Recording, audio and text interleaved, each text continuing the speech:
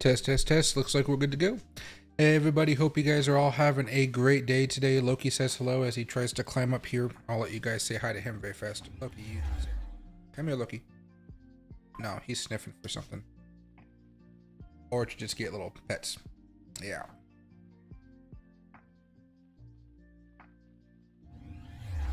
There you go. Okay. He's still here. He just wants to get pets. But anyway, hope you guys were all having a good day up here today. Down. Up. Good boy. All right.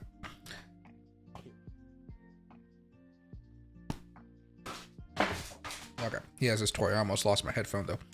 But anyway, guys, happy to see you back here. Oh man, sorry I couldn't make it to the stream last night. I had some stuff. I had to do some family stuff. But basically, there was kind of this whiplash effect over the past few days. We talked about that breakout and what it meant and some things like that.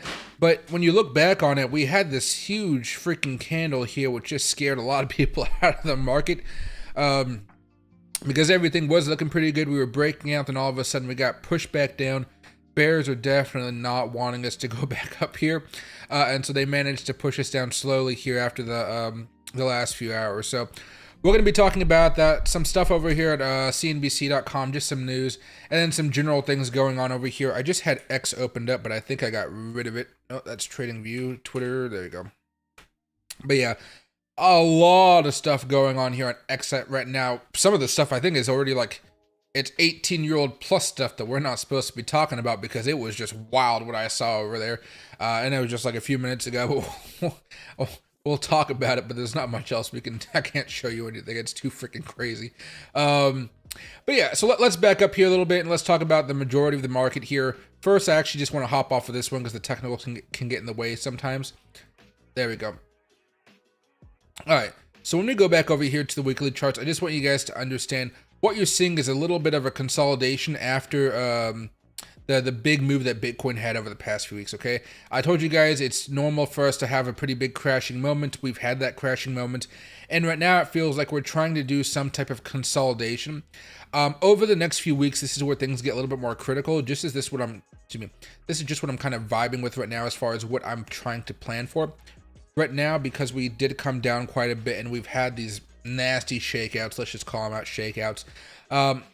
What I'm banking on is eventually we're going to make a bottom over this week or over the next couple weeks. We'll figure it out. We're going to have a bottom. And then that bottom is pretty much just going to be some type of consolidation. Hopefully we're not making new lows every single week or something like that. I'm hoping we don't. But really, it's just another consolidation for us to break out and try to get back up to $46,000, $48,000 or something like that. To me, that's what's really going on right now. If you guys are looking on for more bearish moves for swing trades, there's a few things I would say about that right now. Really, when I look at this, right, I see the MACD is still going strong. You've seen the weakness happening so far. So the momentum has started to decelerate, but it's still in a positive direction, if that makes sense. Sorry, guys. The stochastic indicator on my charts is about to go bearish territory. That doesn't really mean everything or a whole lot without the MACD kind of flowing with it. We've had a stochastic bearish move right here. And just so you guys can see, if I were to do that February 27th, there you go. You can see it only went to a smaller move down for a week. Then we broke back up.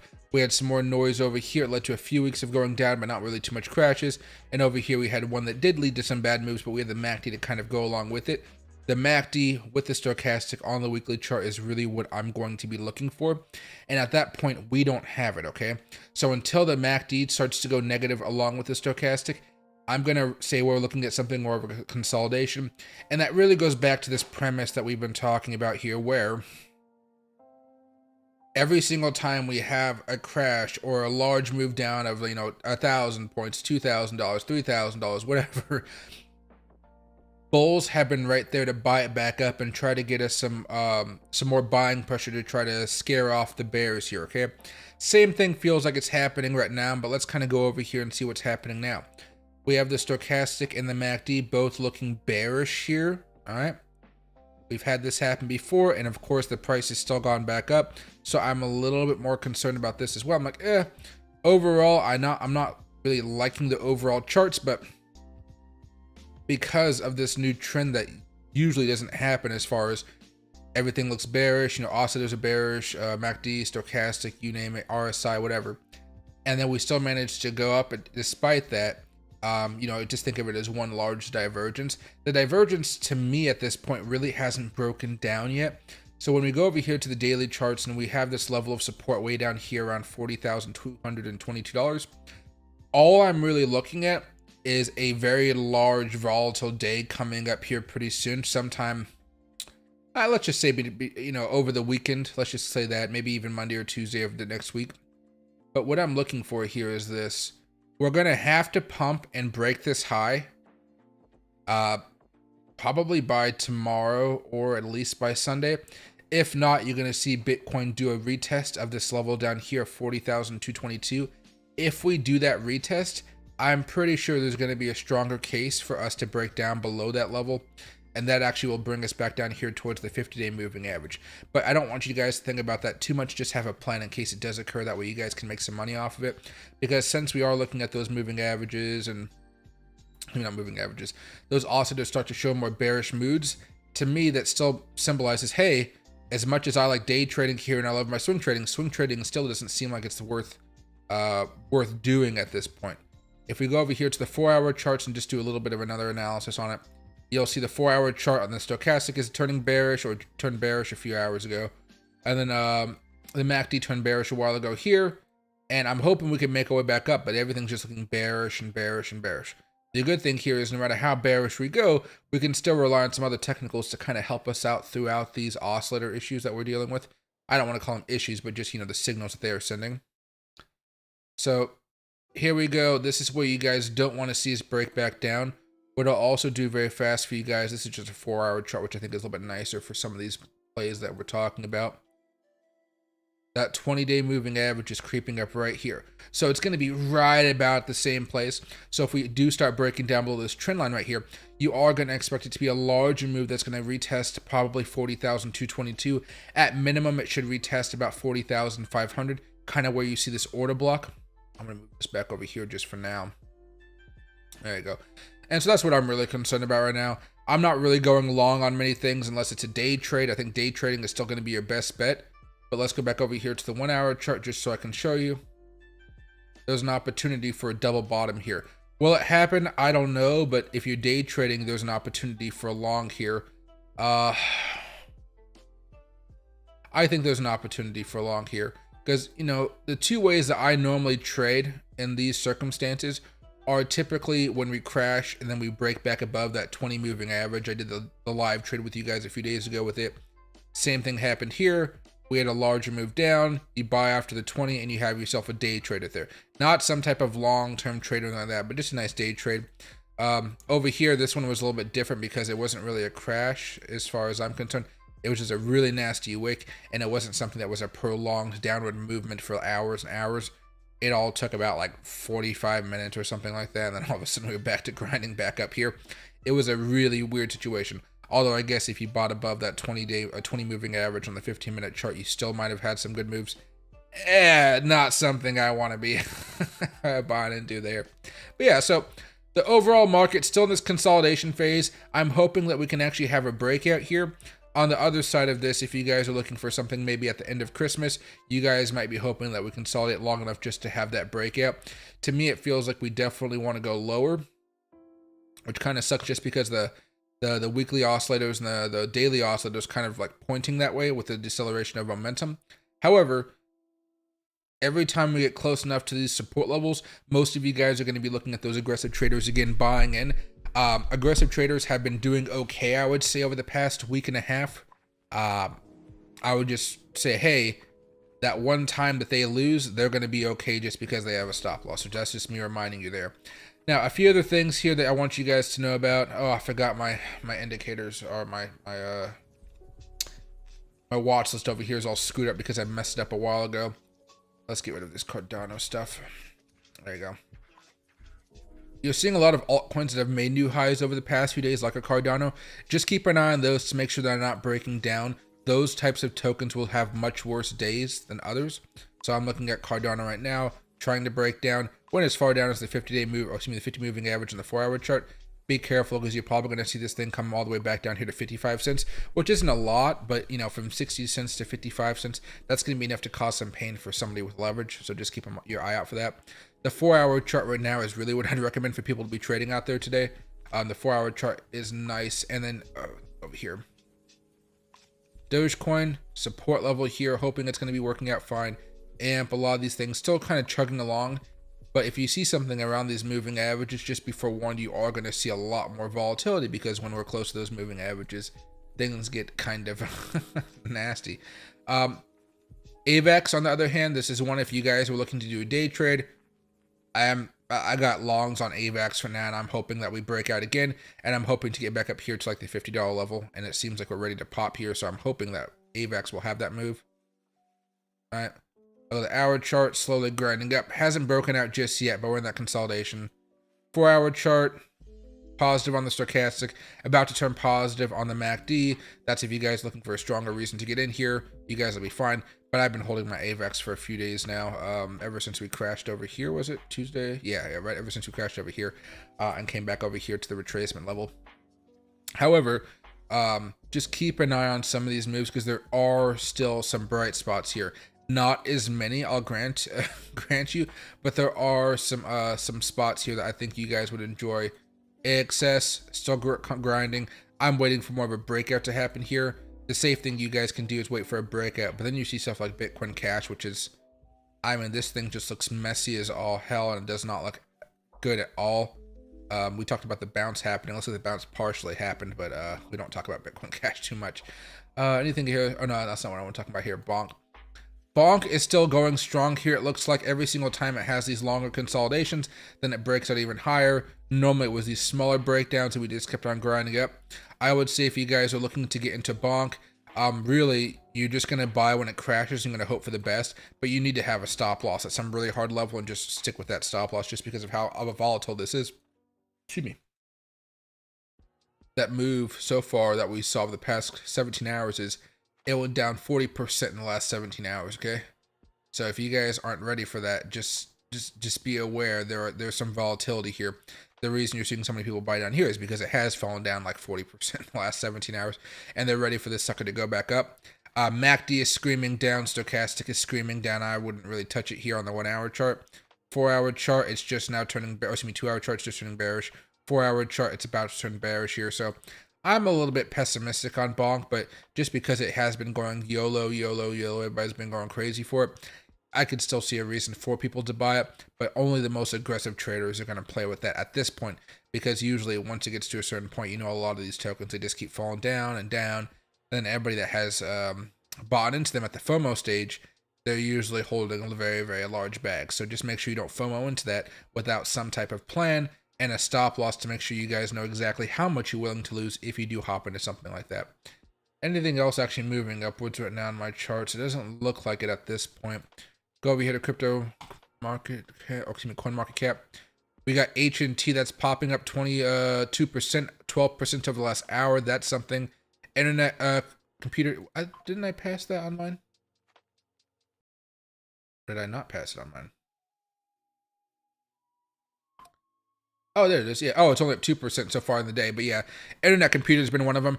When we talked about internet computer, honestly, guys, you know, I usually will explain it as something that has these really big rallies after it falls. I was not expecting this type of large move. I know we broke out yesterday, or excuse me, last week, and that led to a large move this week. But we're heading up to this large level of resistance right here. This is kind of a scale out level. Personally, for me, this is why I'm going to be scaling out of my ICP. I'm probably going to get rid of 70% of it for the short-term trades. And then just longer-term trades, I want to keep on holding it, even though I know it'll probably break back down eventually. But this sucker never broke down here, unlike a lot of other ones. So it's still in a pretty good spot. Yeah, this is one of those things that every single time it likes to have these really big pops. But unfortunately, afterwards, it really does come back down quite aggressively. So here's one big pop from a few months ago. And that drop was a drop of about 38%. And I guess since we were still in that like nasty market, it went down like 55% total. So just be careful with all the FOMOs that are going on right here. I think that's the big gist of what I want to tell you guys here today. Osmo still doing good. That's good. Bonk is up a little bit since yesterday. It's up 10% in the last hour. That's nice to see. BGB is up 6%. That's nice to see. But really, the big winner here today is H&T and ICP. Those are probably going to be your best bets. And even H&T right now, if I were to pull this up. Crypto. Oh, is it not a Binance one? Premium X. I'm guessing that's not what I thought it was. Alright, we can go to MEXC. There you go. You can see how this is just pumping up right now. Let me go to the, there you go, auto. Definitely having some large moves. And as we get higher, you can see the crashes are getting a little bit more drastic here. How big was this crash right here? Yeah, 16%. If you guys are trading this, be very, very careful, especially if you guys leverage large amounts of capital, lower leverage. It'll save you guys a little bit of grief later on. And right now for Bitcoin, we're just trying to hold this slight uptrend and eventually have that breakout to the upside. Which is weird here is that we're probably looking at some type of breakout like that and not just this top one at the 44,770 level. Even though the oscillators are kind of pointing to more of a downward move to at least retest this, whether we break down, go up, or consolidate here for a little bit longer before choosing another direction. I still think at this point you guys are going to be fine doing some day trades here, primarily on the 15-minute charts. Just one last warning here. This wick really got a lot of people out. The people that were shorting down here, they really got killed out here too. So if you guys don't want to deal with that volatility, I would really choose an altcoin instead. Those altcoins are going to be a lot more friendly to you right now just because it looks like everybody is trying to push their way with Bitcoin. And Bitcoin really doesn't, it hasn't been able to put up a fight to stop these larger moves from coming in. Because we had a massive swing that caused a flash mini crash. Yeah, a flash mini crash, and then from there we kind of had this huge rocket back up here to resistance levels, and then of course now we're coming all the way back down here, back to where the crash actually originated. So consolidation, wait to see what happens. I mean, you could probably be okay buying from here with a slight breakout, bouncing off the order block. You got the MACD and stochastic going up here, but you know, you're probably only going to hope to get back up here to like 42,600. So scalpers in this market are probably going to be doing better with Bitcoin here. And let's go back over here to the 2-hour chart. Watch how this plays out. There we go. Okay, now a few more things before I start saying hi to you guys in the comments. This is one thing that kind of has me concerned just a little bit, not a lot. The shipping giants Hapag, Lloyd, and Maersk, I can't pronounce that name as much as I try to, pause Red Sea travel amid attacks. So they're getting harassed out there by the locals, I guess you might call them. Iranian-backed Houthi militants from Yemen have attacked container ships amid Israel's war with Hamas. Depending on where these are going, this may cause some backups when it comes to supply chain issues, okay? If that actually happens, I'm afraid that we might see a little bit of an uptick in inflation. Not a massive one, because I don't think this is a major corridor for the U.S. primarily, but that leads me to the second part here. Panama Canal drought hits new crisis level with nearly half of vessel traffic targeted for cuts. So, yeah, we could have an issue where inflation gets sticky next year and nobody's really paying attention too much to it just because of plain old supply chain issues, which could be terrifying. Nothing to freak out about at this point in time, but keep an eye on this. The news will probably bring it up every now and again. Just keep this in the back of your mind because it will eventually mess with the CPI and inflation data just because of whatever these container ships are really bringing back over. If it's something that's important, yada, yada, yada, you will see a lack of supply, even though the demand is still there. And that demand-supply imbalance will cause prices to shift upwards, thereby causing inflation to come back up as well. All right. Now, here's one funny thing if you guys wanted to do this. Explore. How do I do this? Trading. Okay, I can't talk about this, but there's a whole bunch of stuff. SmackDown, Rudy, RFH, Final Battle, Spurs. Ben Cardin right here. I didn't know who Ben Cardin was. He's a senator in the United States Senate.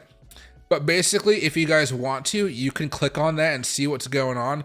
But basically, he's a senator. His staff did some wild stuff in the Capitol building, like embarrassingly wild stuff in the Capitol building. So go check it out when you have a chance to come back and tell me what you guys think about it, because I just saw about it like 20 minutes ago before I started going live. It was traumatizing to say the least.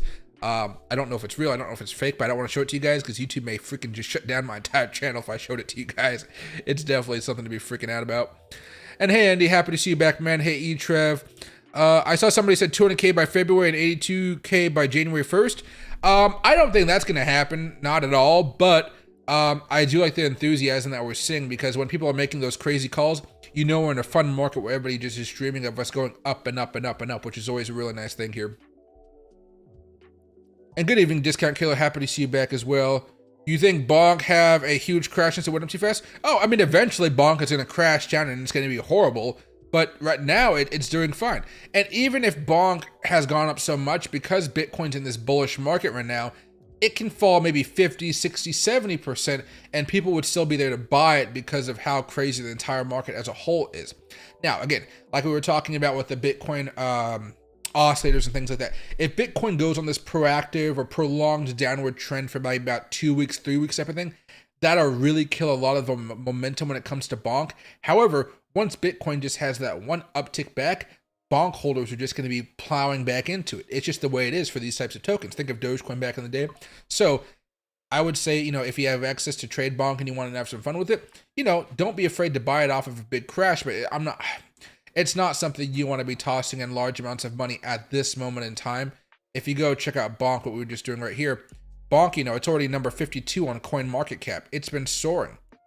Market cap here.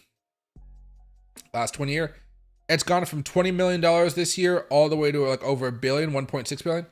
It's going to have a crash. Just, it's a matter of time. But it doesn't mean people aren't going to be trading and having fun with it because they know they have an opportunity to make some money. When it comes to Bonk, if you weren't able to get it at the low market cap values, you're going to be, you're playing with fire because you're in the FOMO zone, so to speak. But, some people don't mind playing with fire. I don't mind if I burn off some knuckle hair every now and again. See, hey Max, happy to see you back, guys. Good evening, Mike. See, BetL today, Panama Canal is in trouble. Just watch the video. Oh yeah, I just talking about that. Yeah, just talking about that. Yeah. So this is gonna probably cause some inflationary pressures, but if we wanted to read this story here, this will probably break it down for us. Starting Friday, the Panama Canal Authority is implementing additional vessel reductions in an effort to conserve water as a drought exacerbated by severe El Nino weather system continues to plague water levels in the locks of the key global trade conduit. According to Panama Canal authorities, the drought requires them to reduce the number of daily transits from 29 to 25 ships, which is already low. And in the preceding weeks, they will reduce vessel transits even more until it declines to 18 ships a day in February. That represents between 40 to 50% of full capacity. Under normal conditions, between 34 and 36 vessels traverse the canal daily. The drought and vessel reductions are having a major impact on the flow of trade, according to data from CNBC supply chain providers. According to Project 44, shipping containers going through the Panama Canal to the U.S. East Coast are being delayed in select ports, with the port of Charleston seeing the longest delays. And you can go over here, right? Max, average, minimum. I don't know why they do minimum, but yeah. Some are dealing with stuff more than others. Charleston's on the uptick. Houston's still doing okay. New York is still doing fine. It's actually a little bit of a downtick. Norfolk is going up a little bit here, and Savannah is going down. So not everybody's impacted just yet, but by the time they have to start slowing this down quite a bit, oh yeah, it's going to be bad. And plus they're having issues in the Egyptian Canal. They're having issues around Yemen. It's kind of a shit show right now, which sucks because, inflation's coming down. This could really mess with the whole cycle because, again, when we were looking at that CPI data,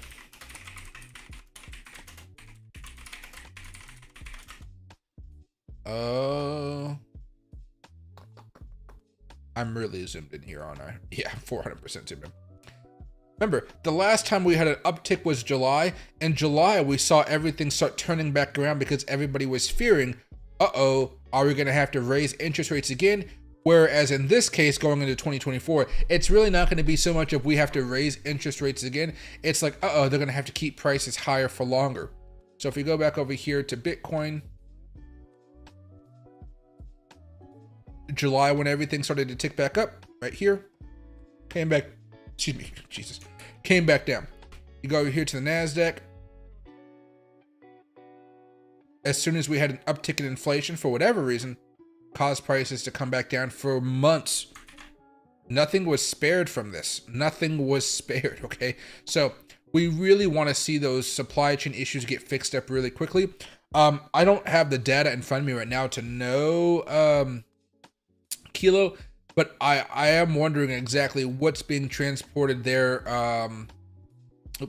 What's being transported that we specifically need.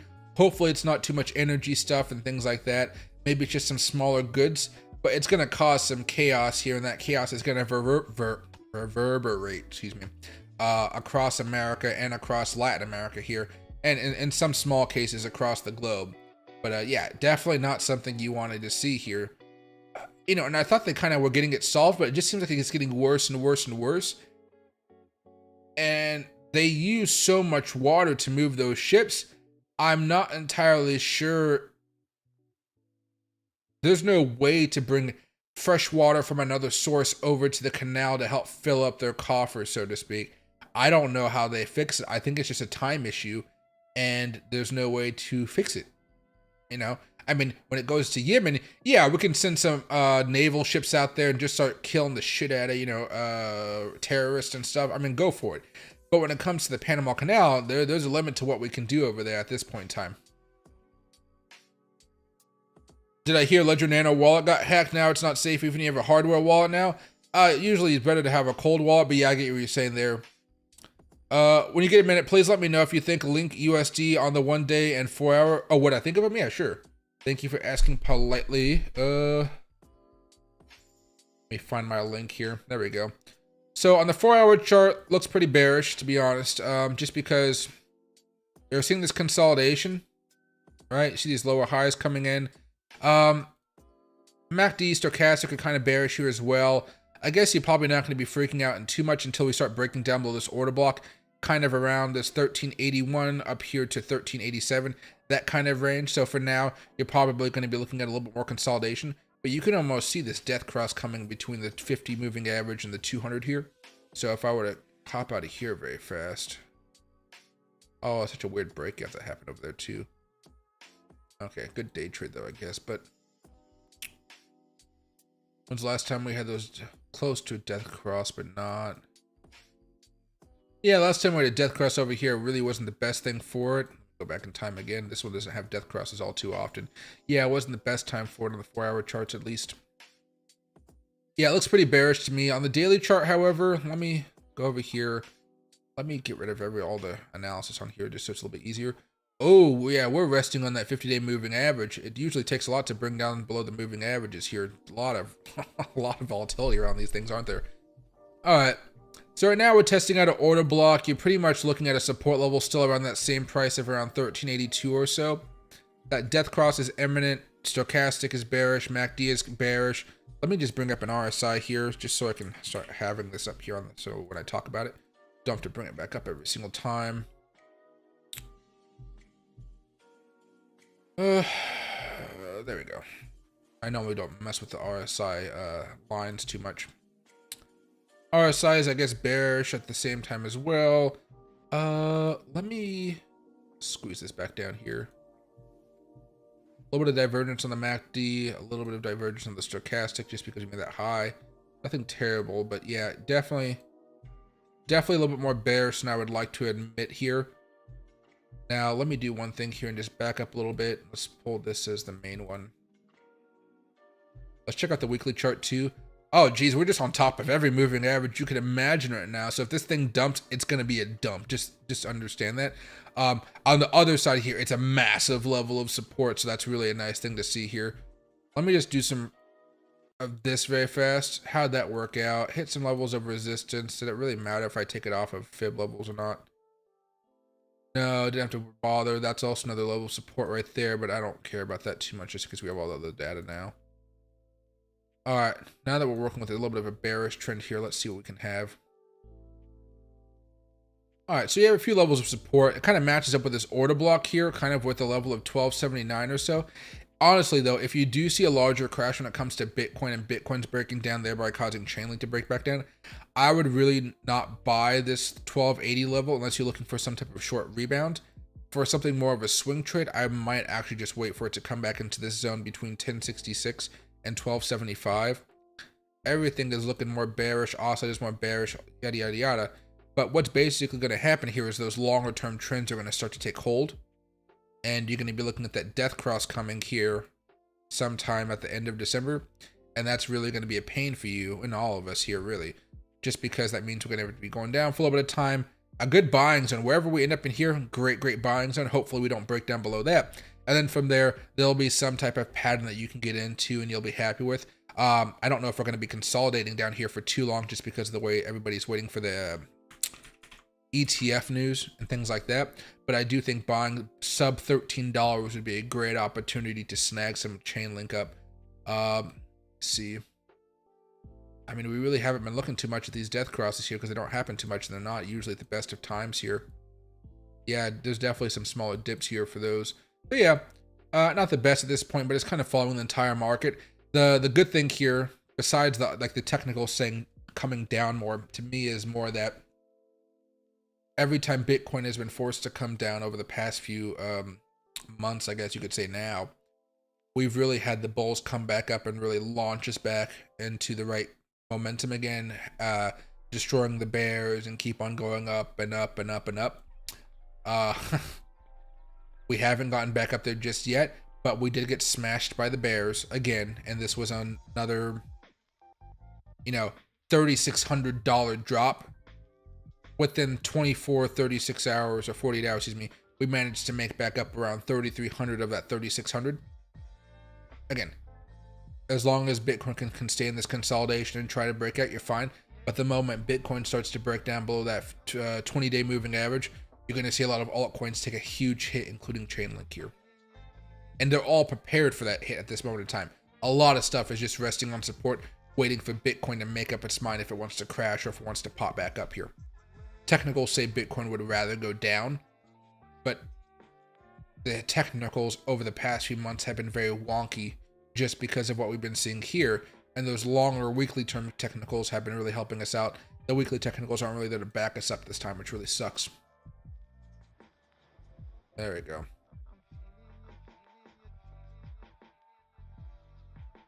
Battle's up 82% today. Oh, excuse me. Oh my god. Oh, Kilo, since you're a member, I just put out a video of high risk, low market cap AI stocks, and the video is available for members only right now. I think in a day or so it'll be unlocked for everybody else. But what do you call? I put like a couple $100 into each of those. I'm just gonna see where they go. And so far, most of them are up like 5-6%. I don't know why, but they're doing really good. Not as much as that Battle though. And good evening, Moon Echo. They're considering a new man-made lake. See, another man-made lake. I don't know how that's going to work, but it's going to take a lot of money. Somebody's going to have to pay for it. But I mean, everybody would probably chip in just because everybody wants their goods to be flowing through the Panama Canal. That'd be crazy if we don't get that. People will get $15 per share special dividend on Costco. Oh, I didn't know that. I don't hold much Costco. I hold some in my retirement account, but I don't really mess with it too much. One of my high school teachers had the opportunity to invest in Costco before it actually was formed, and he said no, and he made sure all of our students knew that he made that big mistake years ago. And hey, Smooth Boy, yeah, saw the Senate hearing room deal. I'm at a loss for words, man. Dude, if you guys haven't already, it's trending at number 5. If I refresh this, it's at number 5. Go check 5 out and come back over here and tell me what you guys think about it. It's Ben Cardin. It's I don't know, dude. It just like, what's going on, dude? like America's so serious, and then all like, we're trying to fund the war in Ukraine, and we're trying to fix the southern border all at the same time. Taiwan money, Israel money, all types of shit going on right now. Holidays, drama. And then that just explodes like 3 days before, like, I don't know, like a week before, a little under a week, a little over, like 10 days left until Christmas. it just seems so wild, so wild. And I like how do you respond to that as a congressman or a woman? Hey, my staffer was doing some stuff. Like, oh, it's just wild. It's just wild.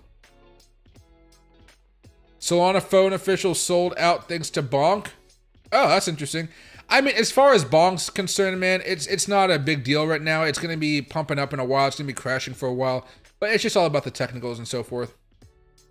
It's going to be the momentum and so forth, not the technicals. Technicals on that thing are just freaking wild. $72,000 Bitcoin by March. I wish I can get to that spot, but there's no way I can see that Bitcoin's going up to $70,000 by January 1st. That we would have to see some incredible moves, and we would have to have, more specifically, we would have to have the announcement come out about the Bitcoin spot ETFs. They would have to be, like, most of them would have to be approved going forward. What I'll show you guys here in a second is, I think I can pull up this video for you guys. I would have to mess with my sound a little bit though. Let me...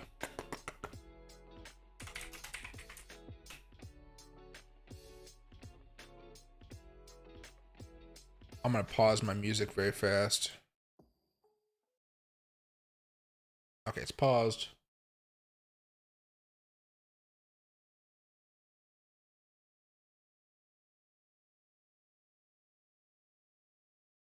Is this it right here? I think this is it. Yeah, okay. All right, so this is Gary Gensler talking with CNBC about what was going on with some of the AI, and then they were also talking about some of the stuff when it comes to cryptocurrency. So I'm going to have the volume be a little bit less than where mine is, just so I can kind of talk over it and I don't get in trouble by YouTube.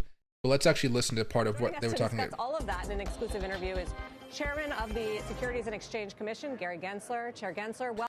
So basically, just if you guys don't know, this guy controls what spot Bitcoin ETFs are going to be approved and not approved.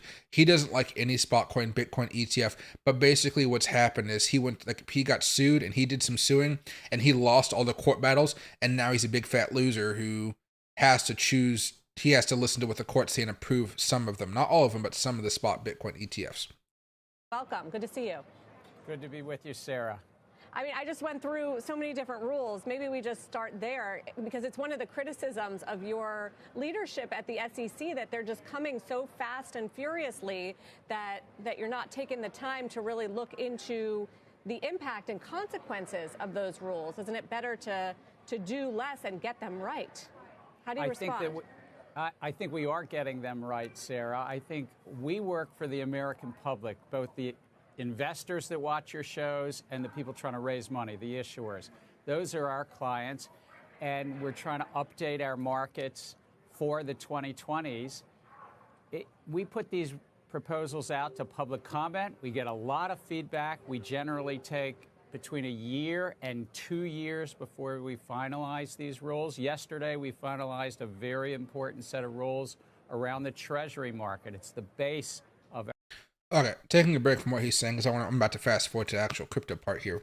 But basically, he's very anti-crypto because he wants to, from what we've heard from other people in the SEC now, I can actually say that, basically he wants to have Janet Yellen's job after Janet Yellen retires, and if Joe Biden gets his second term, which means, like, Joe Biden wins the 2024 election, Janet Yellen retires probably next year or the year after, and then they're going to be looking for a job.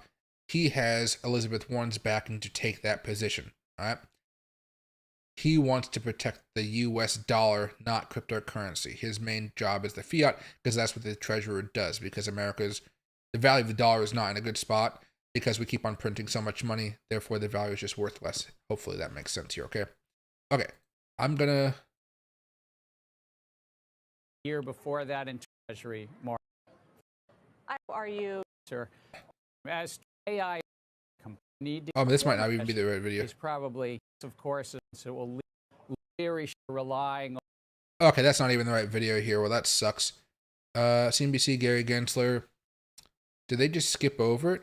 I'm going to go over here to see the video from this week, because I do think it's important. See, everybody's talking about it, just nobody's playing it. This moves. Okay, well here, let me go over here very fast, do this.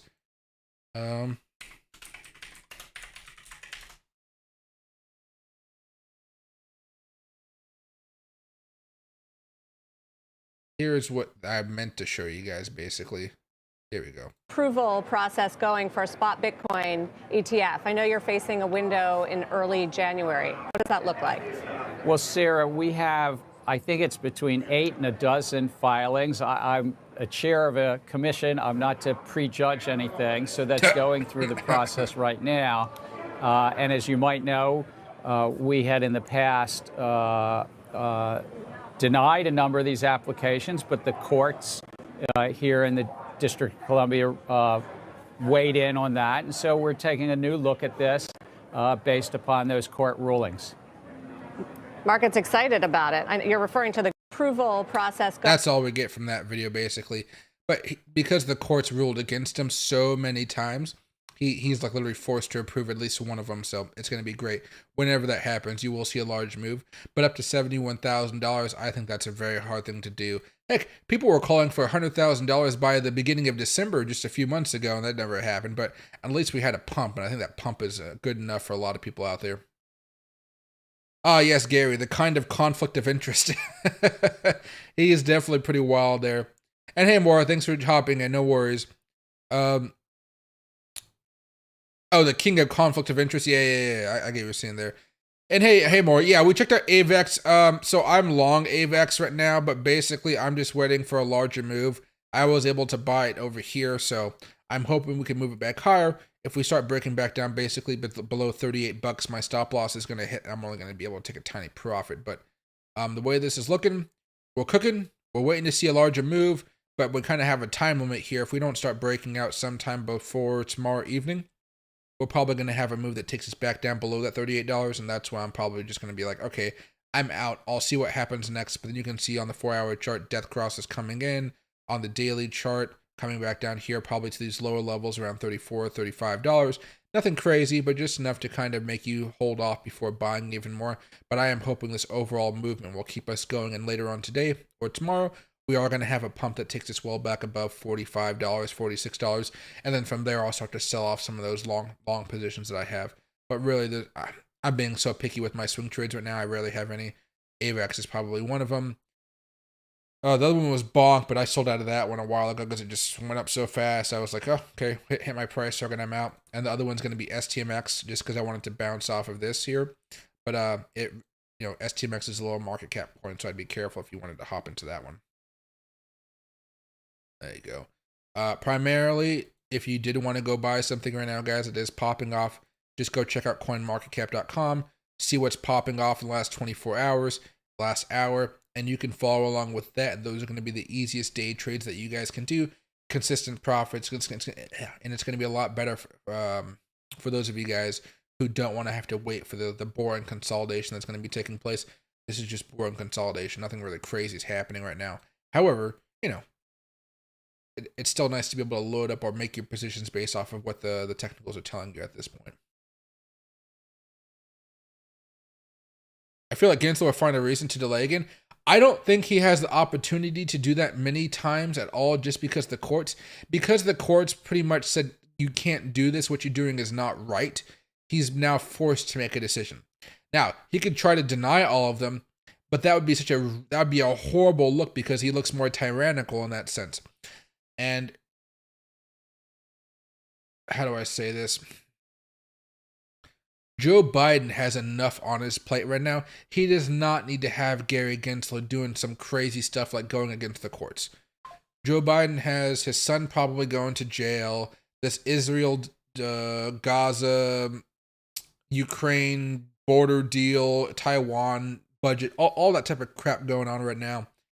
He also has an impeachment investigation against him with finances and all types of stuff from money coming from China and, places.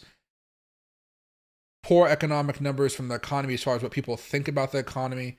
Despite, all-time highs in the stock market, people just feel like the economy is shit. So he has to focus on that stuff. And to me, he would probably just be like, what the fuck are you doing? Like, stop causing drama. Just do what the courts tell you to do. And therefore get back on track and, do what you got to do. like if I was President Biden, I would not be thinking about crypto at all right now. There's too many other things that his mind is going to be preoccupied with, and therefore his staff is going to really be saying, "Hey, don't cause issues. If you want to do something within the law, sure, go for it. But if you've lost in the court of law numerous times, you're just going to have to suck it up and do what the courts tell you is correct." That's the only way I can see Gary Gensler moving forward at this point. If he really tries to say no again, it would just be complete chaos, because then there would be more lawsuits, more drama that nobody really needs.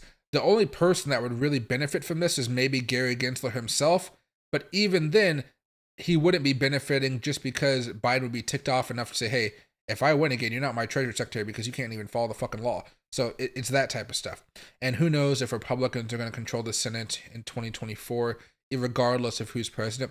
There's too many variables at that point. But yeah, it's just a pain in the ass to even think about Gary Gensler right now. He just, I don't know. Let me go over here. Let me type in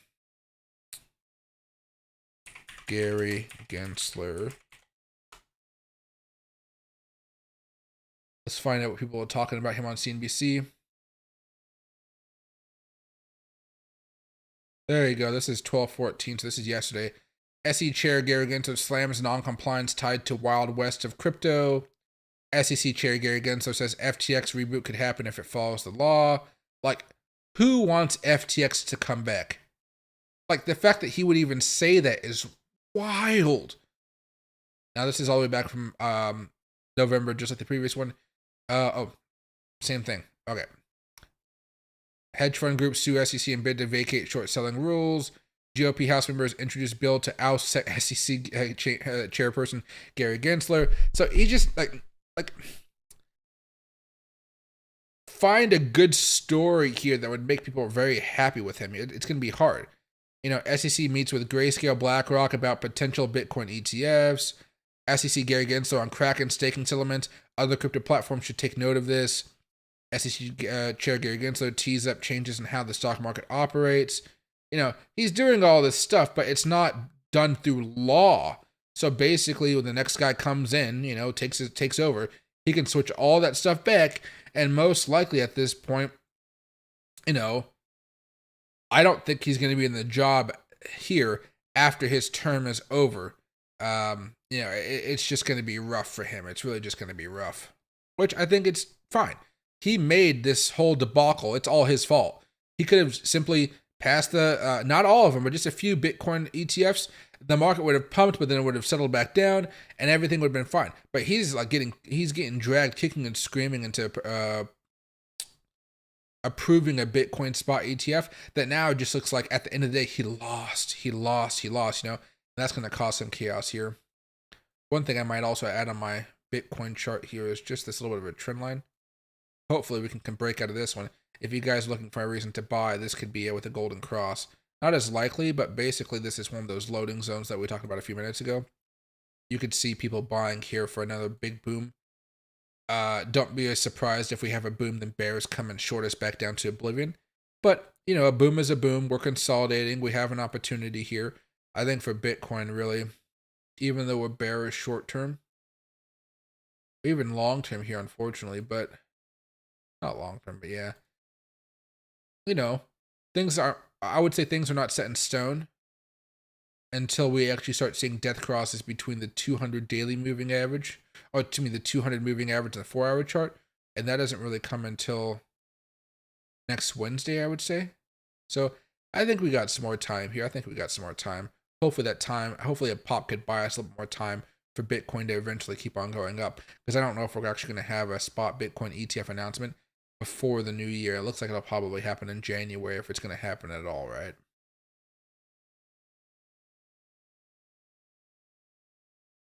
Yeah, it's ugly, but this is a consolidation zone for bulls that want to buy. I'm not a bull that wants to buy into this right now. I'd rather be doing some day trading personally, but that's just me.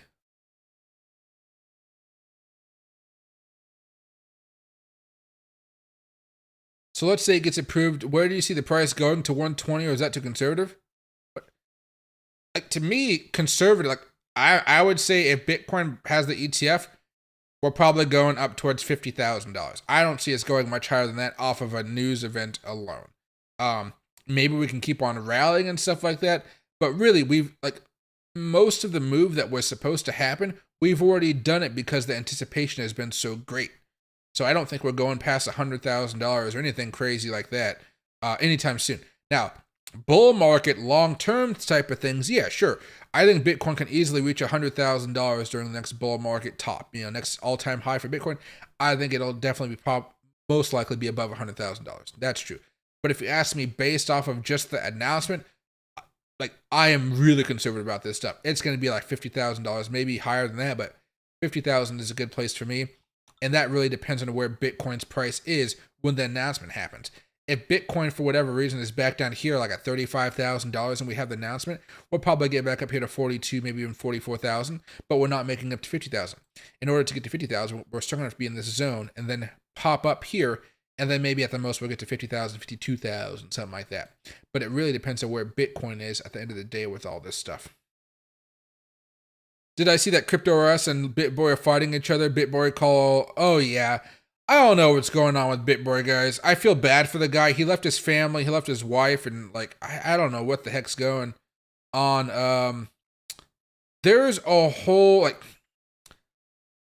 so I know people in the cryptocurrency space, but I've never been really tied to that rah influencer type of crowd, right?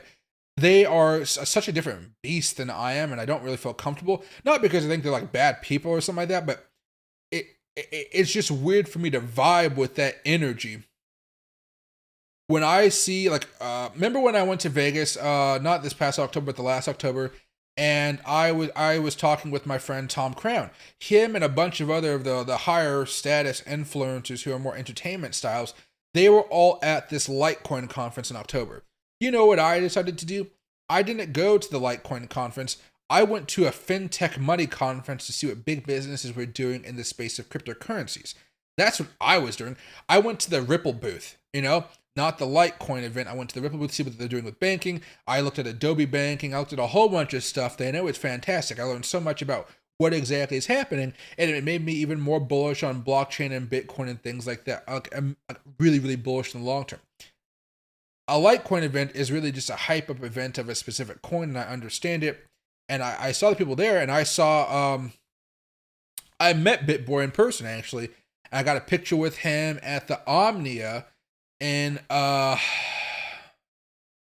the Omnia nightclub in Vegas, out on the terrace, which is really nice because you just like cool off after freaking horrible, sweaty nightclub environment. Free alcohol, really nice time.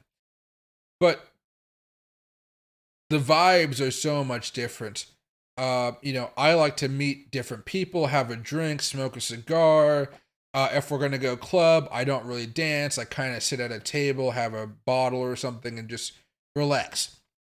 These people go freaking ham wild, having a great, not bad time, having a great time. But it's just not my type of great time. I'm a very simple, laid back type of guy. I don't like drama. I don't want to be in the middle of drama. So when you see all these fights going on, it's just like, what are these people doing? And here, I can show you what I'm talking about here. If I go over here to Twitter, maybe explore. How do I do this?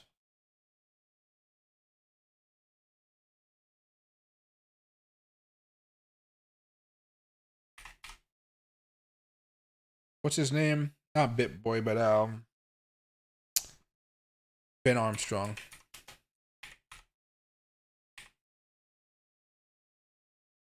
So this is the drama he's talking about.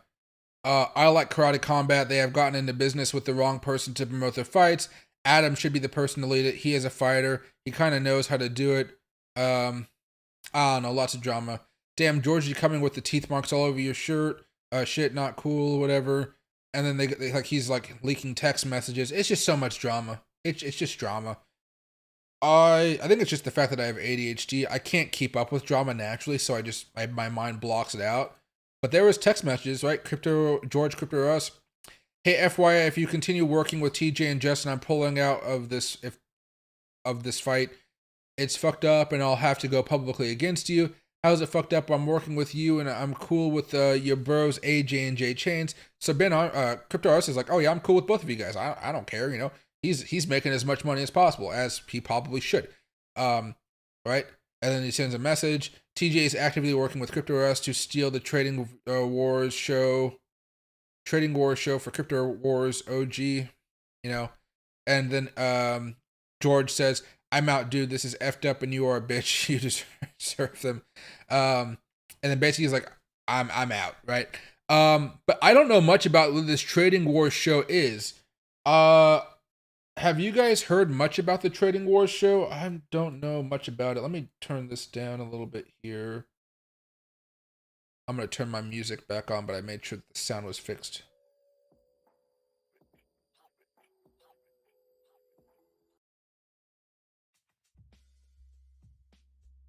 There you go. I just like to have a nice subtle beat in the background here. Alright, let's go over here very fast. YouTube Trading Wars. Because there's so many shows popping up these days that I just can't keep up with it. Not like people like me talking, but like just shows, which I think is pretty cool, but like crypto, see this Trading Wars. Because it's Crypto Wars, I'm looking for trading. Oh, see, yeah, Trading Wars, okay.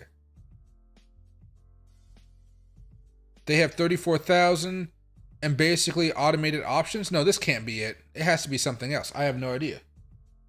Go back over here. There you go. Steal the Trading Wars show. Yeah, I don't know what the heck the Trading Wars show is. I just don't know. I don't keep up with this stuff. Oh, debate crypto? Oh, wait. So I know Debate Crypto is the new channel. This is BitBoy's channel. No, it's not. Oh. Yeah, so this only has 11,000 subscribers. They only get like 400 views. 100 views, like my channel pretty much. 180 views. ZoomX. I don't know. I know ZoomX has been going on a hiring spree for influencers lately. But...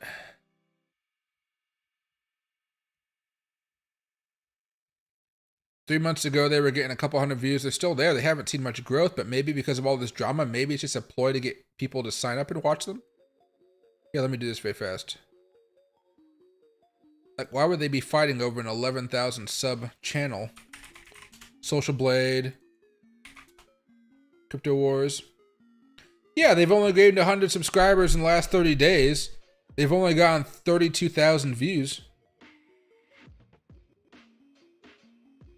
1,000 views a day, basically. Sometimes less, sometimes more, but with the drama going on yesterday and today, more views, but I don't know, guys. It just seems drama for drama's sake. If I'm going to be dramatic, there's going to be some reason behind it. I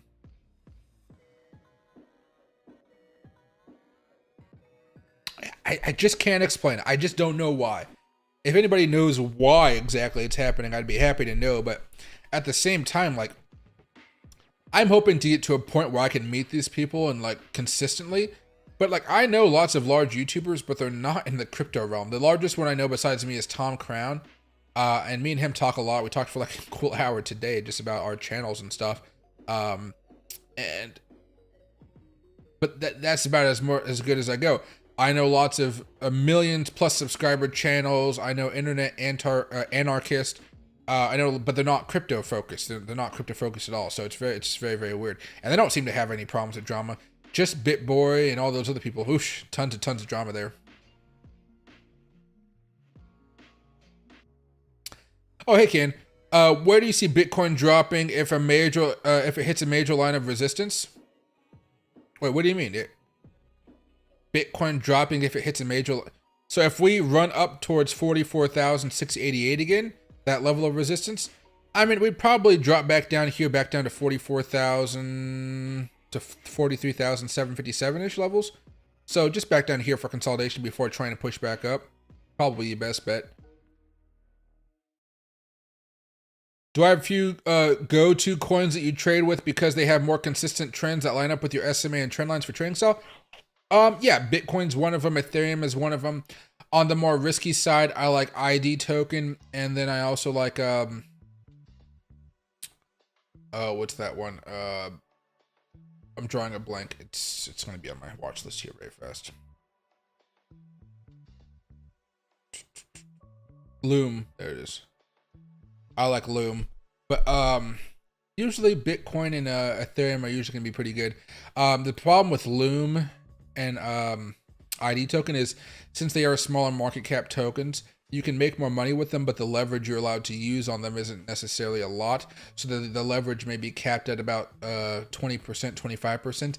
And even on top of that, you might not be able to put like tens of thousands of dollars down on a particular trade, just because they don't want you to be a whale and they're tiny, smaller market ecosystems, I guess you would say. But yeah, those are usually some of the ones to look for.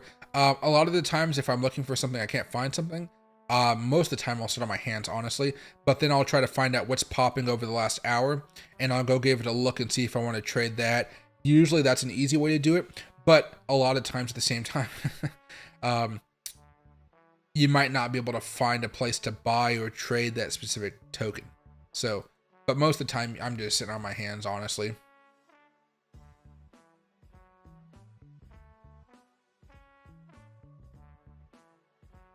Yeah, no worries, my man. Holes. It's just, I am so, I usually sell way before everybody else when it comes to bull markets and day trading and swing trading.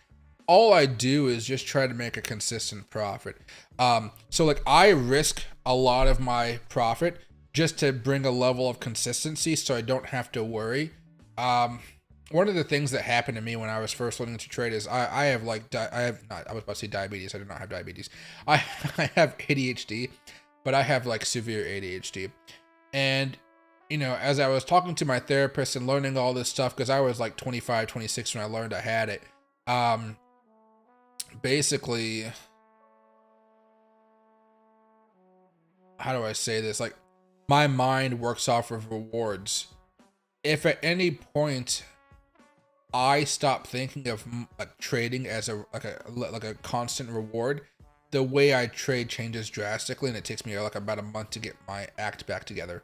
So I really just focus more on consistency of wins rather on making like I had a friend a while ago. He'd make like $50,000 in one day, but the next day he'd lose $70,000. But then the next day he might have won $80,000 in the markets. And then at the end of the week, he's up like $20,000. Now, he's up $20,000 at the end of the week, but it was just so terrifying to try to do something like that. I'm like, no way. No way am I trying to do something like that.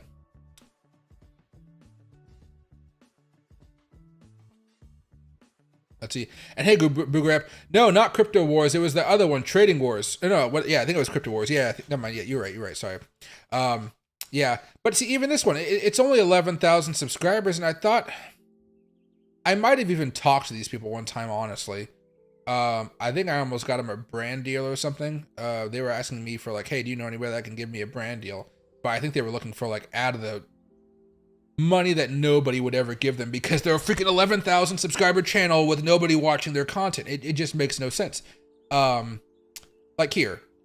Sometimes it's okay if you only have 11,000 subscribers because you're getting like tens of thousands of views a day, or at least 1,000 views a day. But these guys are getting like 100 views, or something like 600 views a day, 800 views a day. How is an, like, you know, and it's only a very tiny fraction of people that actually click on the links down below in the description and go sign up for something. So if I were to compare that to my channel, let's actually just go over here to Tom. So look, about $1,000, excuse me, 1,000 viewers a day average. You go over here to Tom Crown. 87,000, 88,000, you know, 9,000, 18,000, 3,500, 10,000, 4,000. I use Tom because I think he has more viewers than me, but basically, you can see right there, okay? You go over to my channel.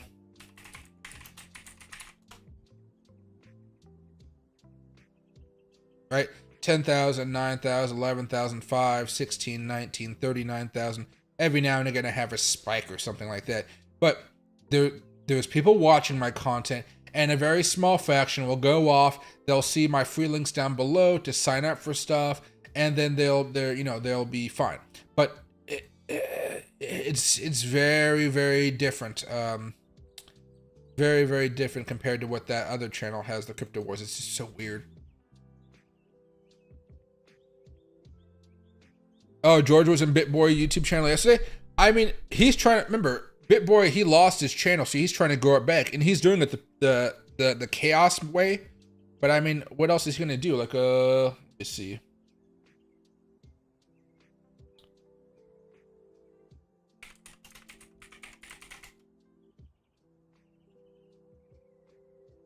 So there's Ben Armstrong.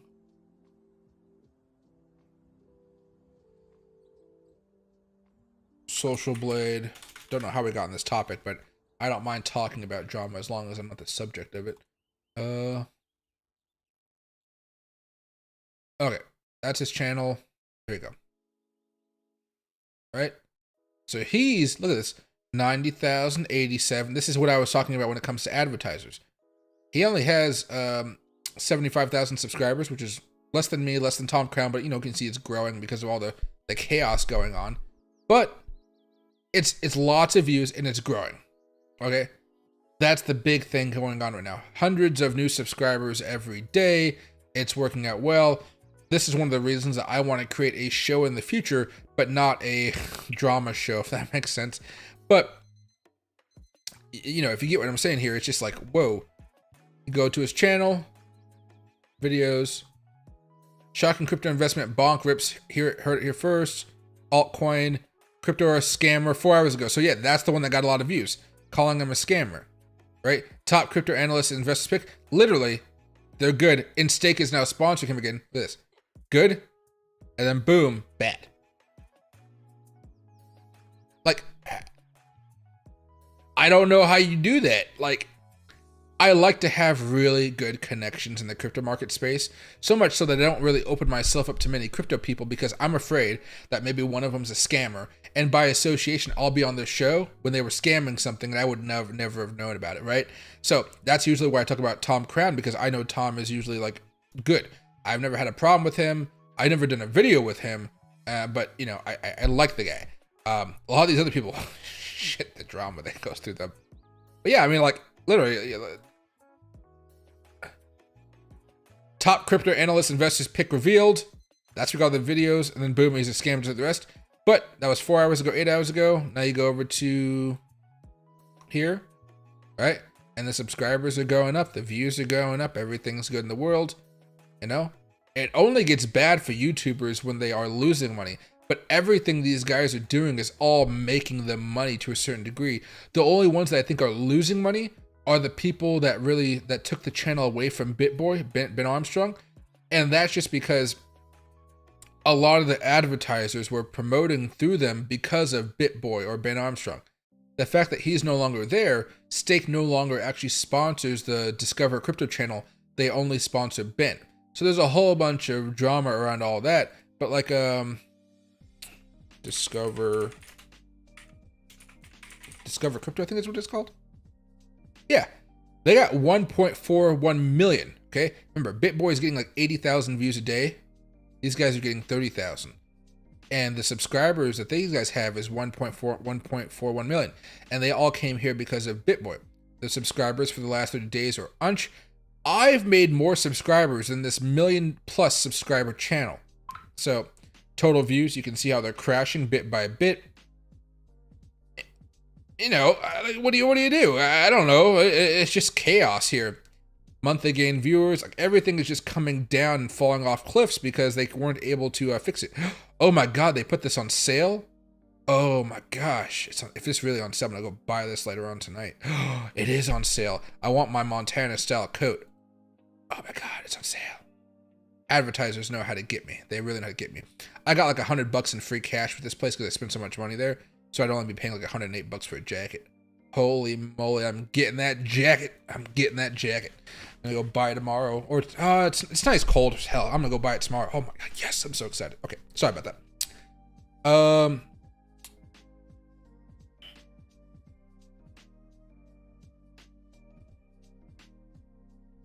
Hey, howdy. Oh, you're not talking about me. You're talking to Howdy?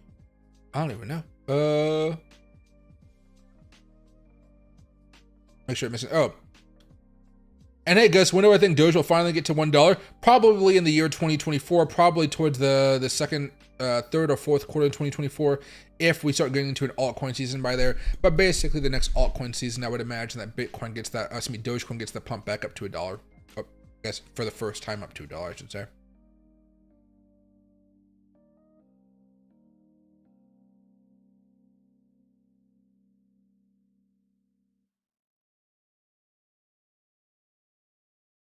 I only do 10 to 15 trades a month, but 95%. Oh, yeah, I get what you're saying. Yeah. I mean, that's the best way to do it, in my opinion. Like, sometimes I do small trades just for the fun of it, but most of the time when it comes to what I call my own professional trading, it really isn't too many trades a month. When I'm having fun testing out new theories and just doing some fun scalping, I can do like 30 freaking 40 trades in a day. But it's like, I don't know, how do I say it? You know, they're like $400 positions or something with a 10x leverage, and I'm just playing around to see how this strategy would work. And it's usually in very aggressive plays because I have to have a lot of money to like, there's no stop losses in those type of trades that I do though, which is risky, so I don't recommend it. Hey Andy, can where you got in and where you took profits on the way and what you used to determine where you took profits and closing position? Yeah, so the last one I did was live streamed actually. So it was oh god, 15-minute chart. So right here. All right, so it was right here. The reason I took this trade was a few different things. First of all, it was the afternoon and I was live streaming, so I was like, why not do a day trade with all of you guys? If there's a setup that I like during the day or at night, like right now, and I'm like, I like it, I'll usually do a trade live. Rarely do things work out that way where I like the setup. However, I was going with my theory that, oh shit, all that stuff was gone. Okay. Normally, after a crash, I like to buy Bitcoin when it's breaking back above, or when it's at least close to the 20 moving average on the 15-minute chart. That's something I've developed over years of trading. It's just a bread and butter play that I really do enjoy doing. All right. So basically what happened here, let me get rid of this upward trend line here and this support level here, is basically right here, I saw a change of character where we broke out above this smaller high here. I saw that the MACD was, the stochastic indicator was positive, and I saw that the MACD was getting more bullish. So I decided to take a trade right here. All right. It was a $1,000 position with a 30x leverage. The overall profit ended up being somewhere around $300. So not really a lot, but a decent amount for like, and less than an hour's work. And basically what I did was I put on my Fibonacci extension tool right here, put it down, and I saw this was the one level, and up here was the blue, and what this one up here, red, 1.68, 2.618, excuse me. And basically my price target for this one personally was at $41,500. So right around here. Okay. Now, that was it right there. I ended up selling it right here because it was 1:15 in the afternoon and I wanted to go get lunch because I was hungry. So I sold it in the middle of the stream. And I told you guys, I'll be back later on tonight and you can call me a loser or whatever if it doesn't actually get, or if it actually does end up getting over here. It eventually did, but not within my time frame basically, because this took like an extra 3 hours if I recall. Yeah, 3 hours, 15 minutes to actually happen. And that's basically what happened there. So I traded from here to here, $300. I don't know.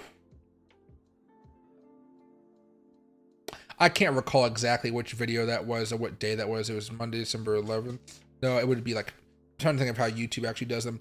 But yeah, that was basically the trade there. I'm a big sucker for oscillators or change of characters and things like that. The thing about it is though, is the change of character didn't really pop up on your screen until here. Even if you went to the 5-minute chart.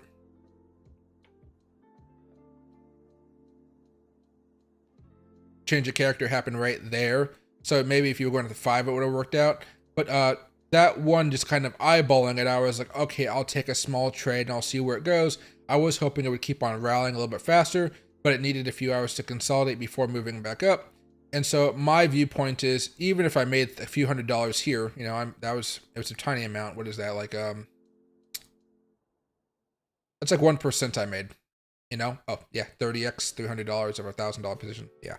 But basically, if I would have held on a little bit longer, I could have made about 1.5%, 1.6%, 1.5 times 30. It ends up being pretty nice when you hold on that long. You okay? Sorry, my dog's over here looking at me like I'm just ignoring him for whatever reason. That's one way to do it. On the other hand, when I'm looking at 15-minute charts or hour charts, I usually like to use a few different time frames. So this may be if I'm swing trading, it'll be the weekly, the daily, and the 4-hour. Hey, no. And then if I am looking at the, hey, stop it. So you're gonna break my phone. I don't have a case on my phone right now, and he's like just egging to break it. You okay? You're just wagging your tail because you're happy to see me. And so I like to go off of stochastic oscillators and RSIs and things like that. Or I like to put on the indicator divergence for many indicators version 4, which is kind of nice. But yeah, basically that's how I like to trade there. I have a lot of tutorials on my channel that give you guys different trading example strategies. If you guys go, well, yeah, if you guys just go to my main channel, yes. Usually there's going to be a few over here that you guys will find that you guys like. They're not very, I would say, entertaining, but they're pretty dry and factual, but they end up working if you guys try them out. Basically, the goal is to try them out, see how it works with whatever stock or cryptocurrency you're using. And then from there, what you're going to be doing is trial and error, fixing up little things. I have a video explaining how you can use ChatGPT to help fix your indicators to get them finely tuned. Like my indicator right here with the stochastic, if I can drop down the legend here. The numbers I'm using are 2155, but if you were to go to the reset settings, it's 1411 is the default settings. So my default settings are way different than actually the default ones. So. But I prefer to use those signals myself based on my strategies. So everybody has their own system and the way they like to trade. The key is that no matter what you use, you just have to make sure it's profitable for you. Oh, snap, did I do something bad? No, I did not. Okay, good. Let's put this trend line back over here. Yeah, but that's just one example, I guess, for trading. Most of the time, though, that 15-minute chart with the 20 moving average, oh boy, is it nice. This is a 4-hour chart, though. It's not the same thing, but really nice.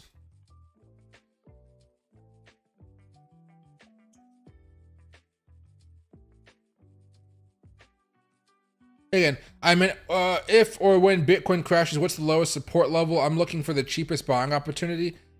Usually the cheapest buying opportunity has not been panning out for us lately. However, I would say probably looking over here between $36,000 and $37,000 if Bitcoin were to have a larger crash. And then from there, you know, 38,000 would be before that. But really this big order block down here, you could think of this as one gigantic one. To me, I'd probably just split the difference here and be around 35,577. But really, we might just dip back into 36,485 and bounce back up the way we're looking. Because that death cross, it's not happening yet, but you can see there's a chance it happens sometime in late December. Hopefully by then, Bitcoin will be breaking out there to make our lives a little bit easier. But really, mid 35,000 seems to be a good support level for now. But that's, you know, that's if you're wanting as cheap as possible, that's probably as good as it's going to be.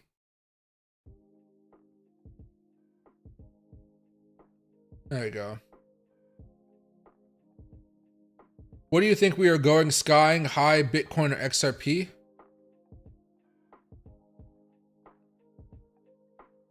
What do you think we are going skying high? Right now, Bitcoin's in this consolidation period. Hopefully, it has an opportunity to break out. That breakout will get us back into that retest zone of 44,652. On the other hand, if we continue with this bearish move that we've been seeing over the past few days, where we're technically making lower highs, you're going to see a breakdown that takes us back down here to 40,585, and that would eventually take us back down here to like the low, or excuse me, the higher 30,000s range. After that, we'll have to see if we have another bounce back up with an opportunity to break out, or if we keep this extended going until the end of December. Okay, As far as XRP is concerned, that thing took a really big hit. Where is XRP? There it is. Let's go to the data chart. It took a really big hit compared to the highs we saw before. So it's kind of in a different place right now. It's about to go to a death cross right here. The MACD just turned negative a few days ago and it's been coming down since. Stochastic's been down for a while. You're probably looking at this either trying to hold the support level of 60 cents or coming back down here to like 55 cents, which would not be pleasant, but at least there's a nice uptrend here. If you're looking to buy into this one, really anywhere sub 58 cents is going to be good enough for me. And then from there, back up, retest whatever, then break out. And that breakout's going to take you back up towards 75, even up here towards 74 cents. And that's really what I'm looking for XRP. But again, you got to hope that Bitcoin can just make that breakout here, consolidate breakout, and then that movement should take you on there to the next level. That's what I'm excited for when it comes to XRP. And on top of that, you know, XRP has a higher market cap, so it makes it a little bit more difficult for it to have larger pumps like what we had here with the news and the lawsuit. But it still manages to have these really nice grinds, which can make you guys some significant money. But for now, I'd be looking to buy sub 60, probably in the mid 50s. What did I say right here? Like 57, 56, 55. And then from there, try to make a move. The 200 usually doesn't actually cause much levels of resistance or support here. You guys can see how we kind of have these wicks and nasty stuff all over the place. So I would think we might actually have a wick down below this. And anytime below that, you'd probably have an opportunity to just buy, hold, and then you guys are waiting a little bit longer. Your stop loss is going to be pretty extreme with this one, just because if you're buying down here, that next stop loss is from 55, 56 cents all the way down here to like 53. It doesn't seem like a lot, but with leverage, it can be kind of hefty. But I think it'd be worth it for a lot of you guys that are taking those types of plays when it comes to XRP.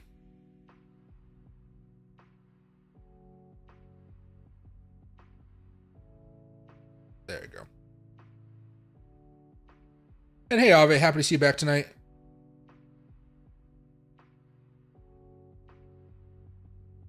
Would you mind looking at Mana? I'm long and at 49.46. Was hoping for a move, but kind of iffy now. Thanks. Yeah.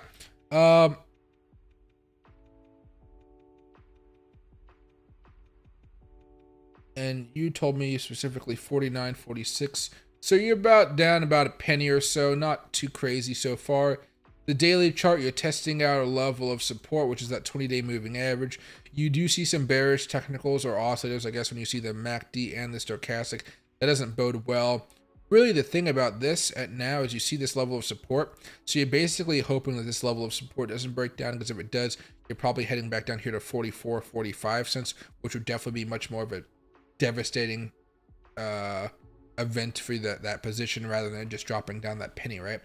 So what I'd be using right now is kind of a stop loss area, would be where the 20-day moving average is, which is just kind of around 0.4785, which is about maybe another penny down below where we are right now. It seems to have bounced since then. And what you're hoping for, let's see, the stochastic's leveling out on the bottom here. The MACD has not leveled out just yet. But what you're hoping for is this thing just to bounce back up here. And then from there, you should be able to make a move, or XRP should be able to make a move that brings it back up here to at least 49.50, possibly back up here to 50 cents. When I'm looking at the daily charts being a little bit more bearish and Bitcoin kind of hovering around supports, just like everything's kind of hovering around supports right now. Normally, I would just say, if the position is too large for you, maybe skim some off the top and see if you want to hold any leftovers and just see where it goes eventually. But the 4-hour chart, how do we look here? Stochastic's bearish, MACD just turned bearish. Yeah, maybe you have an opportunity to get back up to 49 to maybe 49.32 or so. On the 4-hour chart, 2-hour. Yeah, for the 2-hour, you're really just looking for a larger move to come back up here and really take you above 49.50. If that happens, then it can easily get back up here to 50 cents and so forth. But I mean, even that Bitcoin drop the other day really took a hit out of XRP as well. But for now, I'd probably just hold and have that stop loss there. And if that stop loss hits, you lose some money, but it's only like a penny, maybe 2 pennies, you know. But if you hold it longer than that, you're probably risking it coming down quite a bit more. On the bullish side here, it bounced off support, which has been very nice. Hopefully after that, it'll keep on going up. Let me see if I can find exactly what this was. There we go. Yeah, my fear here is, since we're looking at a couple hour chart, my fear is that we're just about to hit another top and we're just about to keep on coming down, basically. That's why I want you to have the stop loss in case things don't work out. But overall, the trend is going to be bearish here. Most altcoins look pretty bearish, but they haven't broken down below those support levels here. And, you know, if we do break down, expect some volatility here with that 20-day moving average, because it looks like not all the time, but most of the time we have some volatility around it. Luckily, this isn't like a high volatility around the 20-day. A little bit there, a little bit there, a little bit there, but not a lot. I like when you see that when you're looking at charts like this, because it means you're not expecting such a massive move. When it comes to Bitcoin, my man, Bitcoin usually loves to have a lot of volatility around this, especially when it's breaking below and above. Those moves are pretty wild. And so what can help you out, though, is if Bitcoin actually just breaks out here over the next few minutes, and then from there, that'd be a big push that can get you back up towards 50 cents.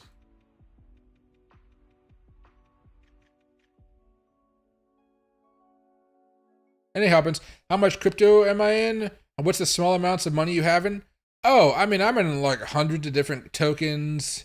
The smallest amounts like $20 to $10. Most are kind of around $50 to $200. I have maybe about 100 tokens that are kind of above $100 in total. Some that are $500, some that are thousands of dollars, like STMX. Bitgate is a couple $1,000s now, but basically all I do is look for small market cap tokens to sell during an altcoin season. And I get into a lot of them, but basically it's just what tokens can I find at a specific exchange. Because I don't like to swap for tokens. I like to just buy them on an exchange, hold them in spot, see where they go, or transfer them over to a cold storage wallet and let them sit there. But basically all I do, and I put out a couple of videos on this, how I choose my small market cap tokens. I will usually go over here to coinmarketcap.com or CoinGecko, whatever. I'll open up a filter. I'll add the filter. I'll make the price be less than a penny. For now, I'll just do $1. Apply filter. Market cap. Now, there was a lot more tokens in this list a while ago. Now there's not as many because everything's been skyrocketing. I'll be looking for something that's under a $200 million market cap. Apply the filter. I'm going to show the results. And then I go through a list right here, clicking on stuff like Flux. I will go over here to the website. I'll open up the website and see what I like about it, what I don't. And then from there, did not even open up the website. There you go. Build on Web3 today. Flux Core Alpha. I'll give it a look. I'll be like, this actually looks okay.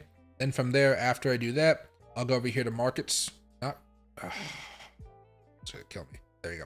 And I'll be like, oh, I can buy this on Binance. Okay, let's go toss in $50 on this in Binance. Oh, it's on Gate.io. Maybe I'll, instead of buying on Binance, I'll buy it on Gate.io. That's pretty much what I do. And then, oops, I guess every time you do that, it messes up the filters, but.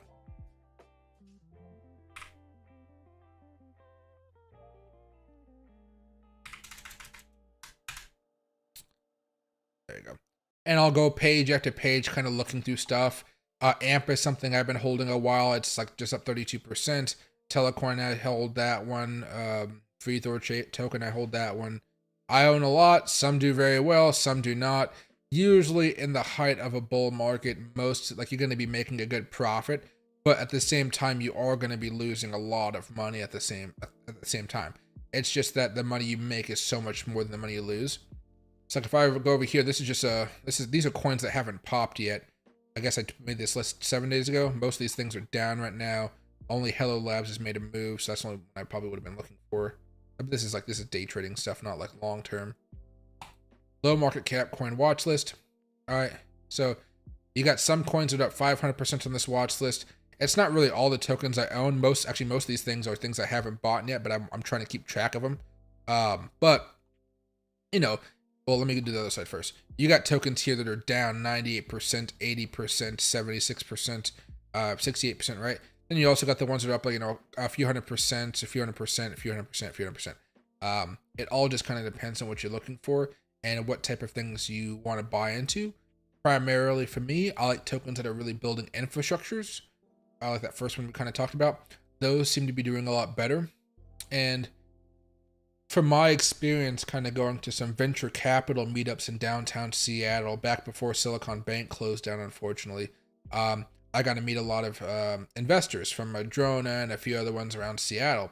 And what I've learned is infrastructure is huge right now. That's what a lot of companies are investing in, because it's not so much B2C, like business to consumer. That's not what's making money right now. What's really making money is business to business, because Amazon's, the Microsofts of the world, especially living, around Seattle, those guys have a lot of money to toss around to these projects and give them money to build them up and then buy them out eventually, which is really, really nice. But yeah, a lot of tokens, but usually $20 to $50 is more than enough. If you guys are looking for something you believe in a little bit more, yeah, you can toss in hundreds of dollars. What the tool I showed you guys the other day is Omnia, no, not Omnia, that's a nightclub I'm going to next week. No,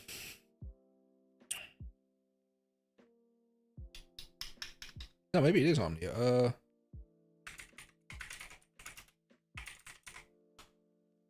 No, Omni. Sorry, just missing the A. If you go over here, you pop in $50 on a particular crypto coin, and at the end of the day, it pops up 1,000%. That $50 turned into $500. Now, if you do that a bunch of times, that's what makes it different. So if I do that with 100 different coins, that's $5,000 or something. 5,000 times 50. No, 1,000 times. Oh, just forget it. Let's just say, in totality, over a couple years in the bear market, I invested $5,000 into cryptocurrency with 1,000% increase. That's about $50,000. That's where the dollar cost averaging comes into play. Oh man, they really want me to buy that jacket. I'm gonna buy it. But let's say you added $10,000 in there. Oh Jesus. Then you're up to $100,000. But what usually happens is you put like $500 in there. Your average return will be somewhere around like 300 to 500%. And you turn 500 into 1,500. It's still very good. If you're lucky, you'll put like $200 into a coin, and that coin may go up to 10,000%, and that 200 turns you to 20,000. Those outliers are really where you get the majority of your capital from. Everything else is grinding up. It makes you money. Some of them are losers, and you lose all of the money that was invested in it. But usually, you never sell it. You just hold it for a while, or if you want to, you can sell it and claim it as taxes. Both work. However, those ones that get you lucky are really, really good. Like with me, it was I don't remember exactly my percentage because I sold at different points when it came to Dogecoin, but I bought it as 0.0024.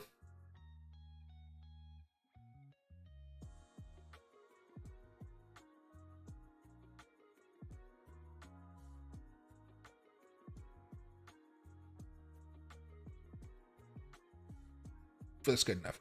And I didn't sell all of my crypto, but I sold a large chunk live while I was at 50 cents with Dogecoin. So that's 21,613%. Okay. 21,613%. And you see how a $200 investment turned into $43,000. Now I had a little bit more than $200 in there. But you can see how some of those lucky ones, they can really make you a lot of money. I think the Dogecoin millionaire had bought like 50,000, or not, like they put like $10,000 into Dogecoin, and that's how you get up to the $1 million range. But then he turned into a scammer because he lost all of his money. But I made a little under $100,000 with Dogecoin, and there was that lucky thing. But I also made a lot of money on a bunch of other tokens there. And then I spent it on stuff like my TV and my entertainment system back there. But the best thing is just to choose a bunch of coins, dollar cost average into them, and eventually they'll work out fine. But usually if you want those parabolic returns, you have to be choosing things by nature that are just smaller market caps, and those smaller market caps are just so much more dangerous than everything else. Like, I don't know how to explain it. If you go over here to coinmarketcap.com and you look at the page number 2,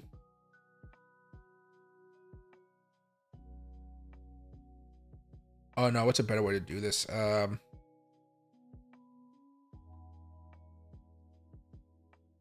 There's a way to look at this. I'm just really not sure how to show you guys this.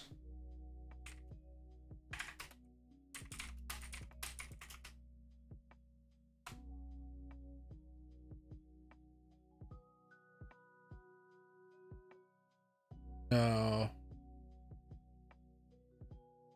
No, I forget.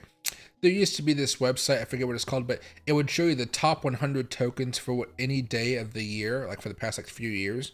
And basically you could see how some tokens that were higher market cap slowly bled down. I think one of them was like, was it Ravencoin? Was Ravencoin one of them? No. Red token? Was it red? Let's see. Market cap all. Yeah, so no, this isn't it, because this was opened up in 2023. That's not it. Damn, this thing is down all the way, though. Maybe it was a Raven token.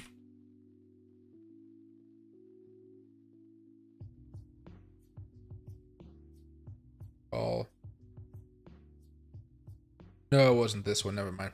I lost track of it. But sometimes you see those higher market cap ones don't really do too well. They kind of slowly lose momentum.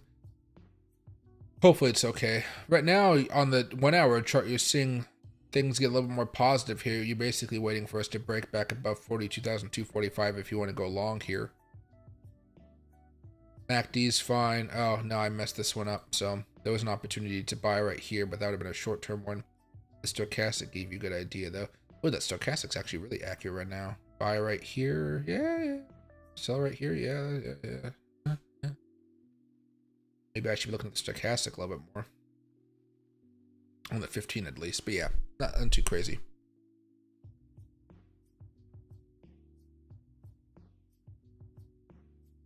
Hey man, I like to catch you live. Got a question. I had about $400 in bonk, went to 1080. I ended up taking about 400 out and putting my Bitcoin bag. Thoughts on this? That's the traditional safe thing to do. It's risky because technically you're putting your money into Bitcoin, which is another asset that can move around a lot, 10+% in a week or something like that. But really, if you're planning for the long game, that's usually a really safe thing to do. It's something I do quite a bit. I don't think there's a problem with doing that type of strategy at all. Usually when I make a good profit, I'll put some into my retirement account, I'll put some into my Bitcoin account, and it all balances out. It's a safe thing to do as far as I'm concerned. A normal investor would probably say that's wild, you're just putting that into Bitcoin, but to me, if you're looking at Bitcoin as a long-term investment, I think you're fine. If it's in some type of Bitcoin position where you're afraid it might go down tomorrow and you're going to sell if it does go down tomorrow, then probably not the best thing. But as long as you're thinking of the long-term with that $400 Bitcoin, I think you're fine.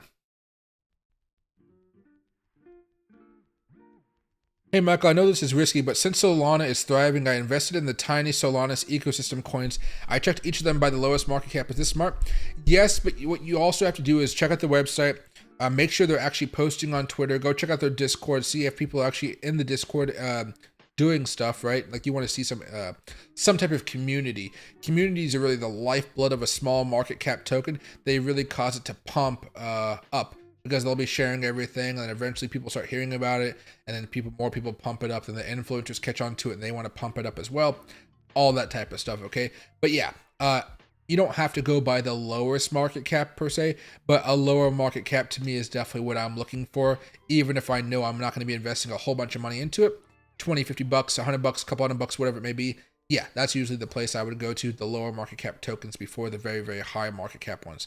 Even if the higher market cap ones are safer, if you feel like you have one that's a little bit safer, you can always put money down into it. But usually when it comes to cryptocurrency, everything's so volatile, so you just got to be prepared for that, that volatility to hit you hard. Have I come across a good support and resistance indicator that you found to be reliable?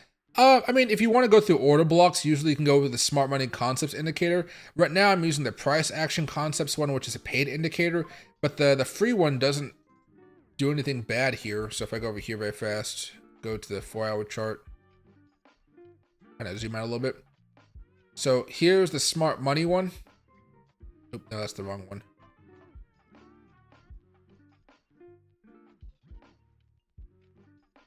Looks algo, price action concepts.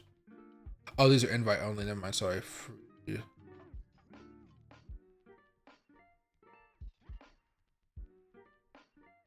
Do I not? Oh, there. Sorry. So this is the Smart Money Concepts one. You have order block support resistance levels if that's what you want to go off of.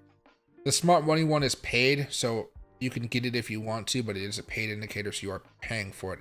I don't know exactly how much Lux Algo costs these days, but Let me just check so I don't actually make something. So I don't make something up here. I do got a discount code, I think, down below. So if you want to use that, yeah, you can get like 35% off. Deny. Pricing. Monthly. Nobody pays for annual.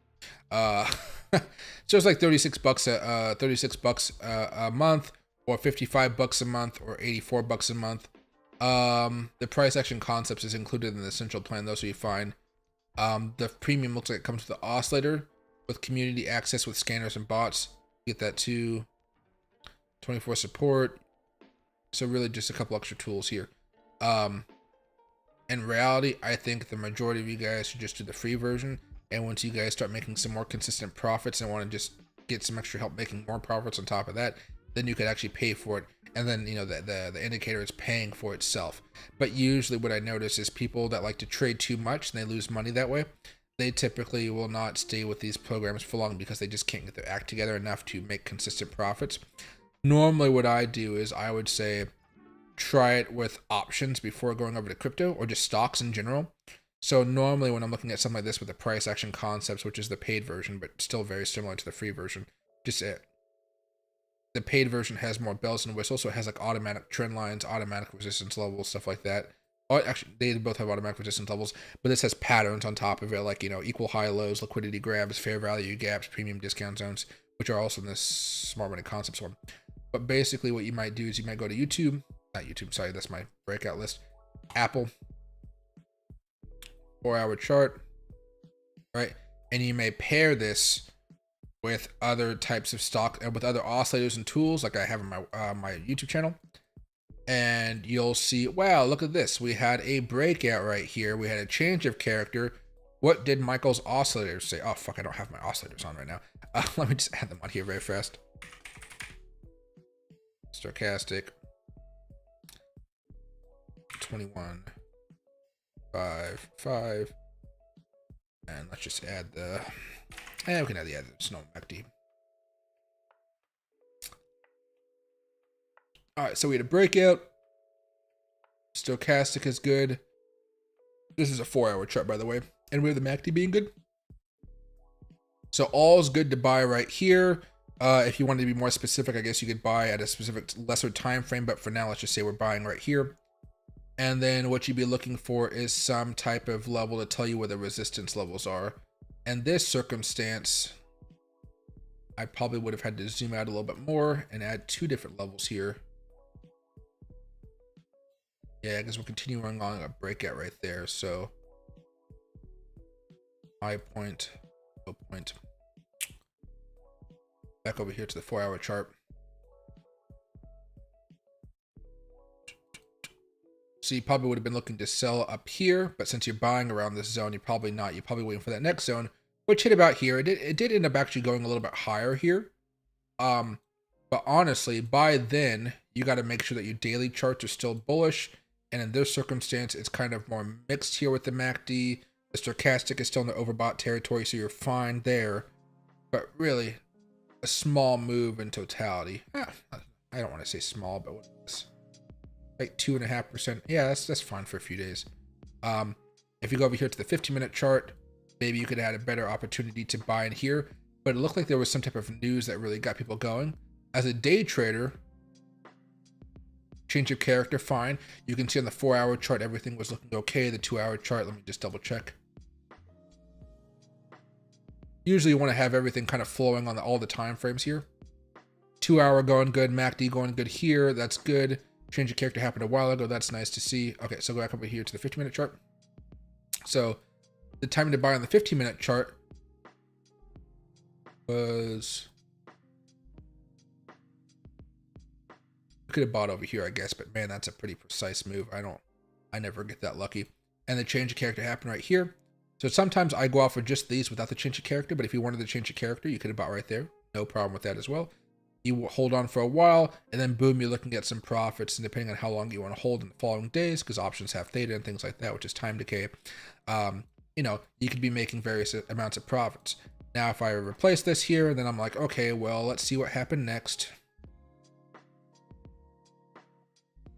we've come down a little bit here, but we really haven't had on the larger time frames a selling signal. So I wouldn't really be shorting on the day-to-day charts here, unfortunately. I have to follow the momentum. It makes my life a lot easier. We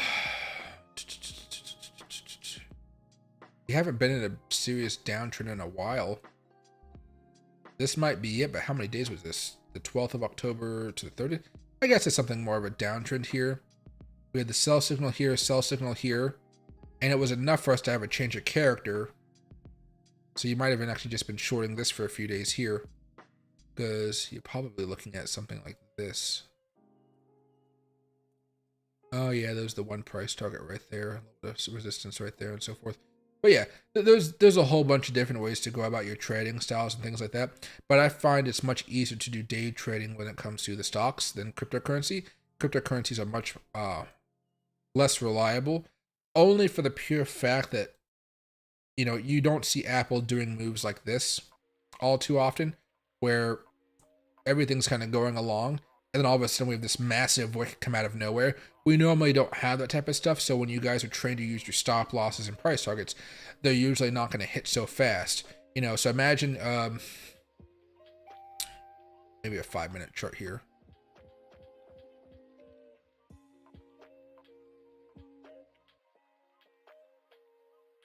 So imagine you're looking at this 5-minute chart, and see, you wouldn't really be doing too many trades. No, you wouldn't be doing trades here. Because it's been bearish. Yeah, so you would actually be doing trades here. But you got bullish right here. Yeah, it's messy. It's really messy over the last couple of days.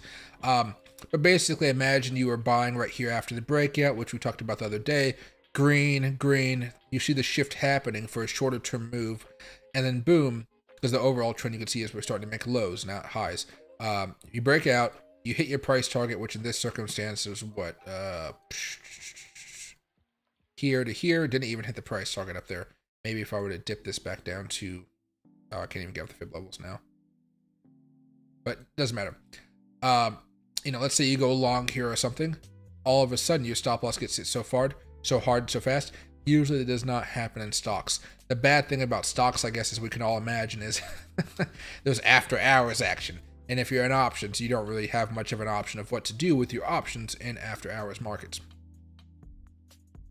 But the free one, smart money concept's usually going to be your best bet. There's a whole bunch of indicators out there. So if you guys go over here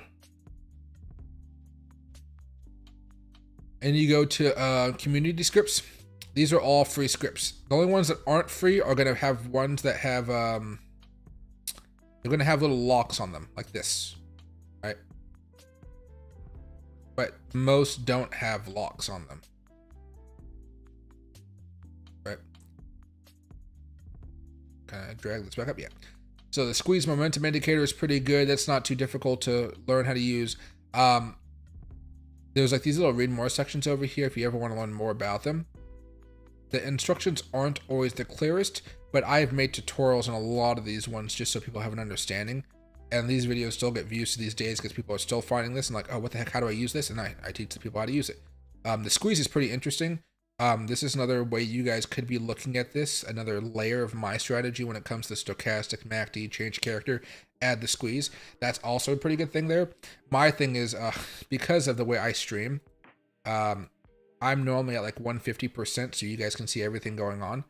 When in reality, when I trade, I'm looking at like my charts at 100%, or maybe even smaller. I'll have this open, and I might have like 5 to 6 charts on here. These are going to be smaller. These are going to be smaller. Then if I wanted to add on something like the squeeze momentum indicator on here, I have to personally fix this up a little bit. Grays or green in my opinion. Yeah, okay, black is red. There we go. And then from there, you would try to use this as an opportunity to continue positions. But in my experience, like if I see this isn't short, so I gotta find an example here. I'll look at the 2-hour chart. Let's go to the 4-hour chart.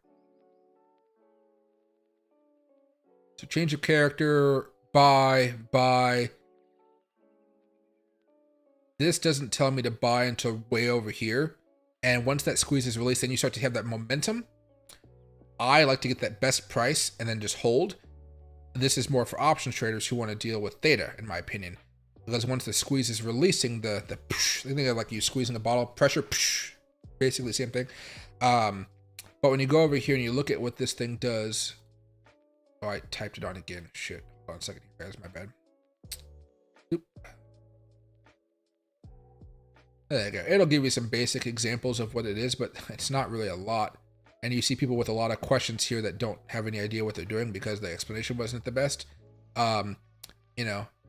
This is a derivative of John Carter's TTM squeeze volatility indicator as discussed in his book Mastering the Trade, Chapter 11. Black crosses on the middle show the market has just entered a squeeze. Bollinger Bands with a Keltner channel, That signifies low volatility, market preparing for an explosive move or down. Gray crosses signify a squeeze release, which is why I turn the grays to green, because that means green is go, red is bad. I try to make my brand is... I don't think I'm necessarily some like mind wizard type of really, really smart guy, so I try to dumb down everything I do to just make my life that much easier.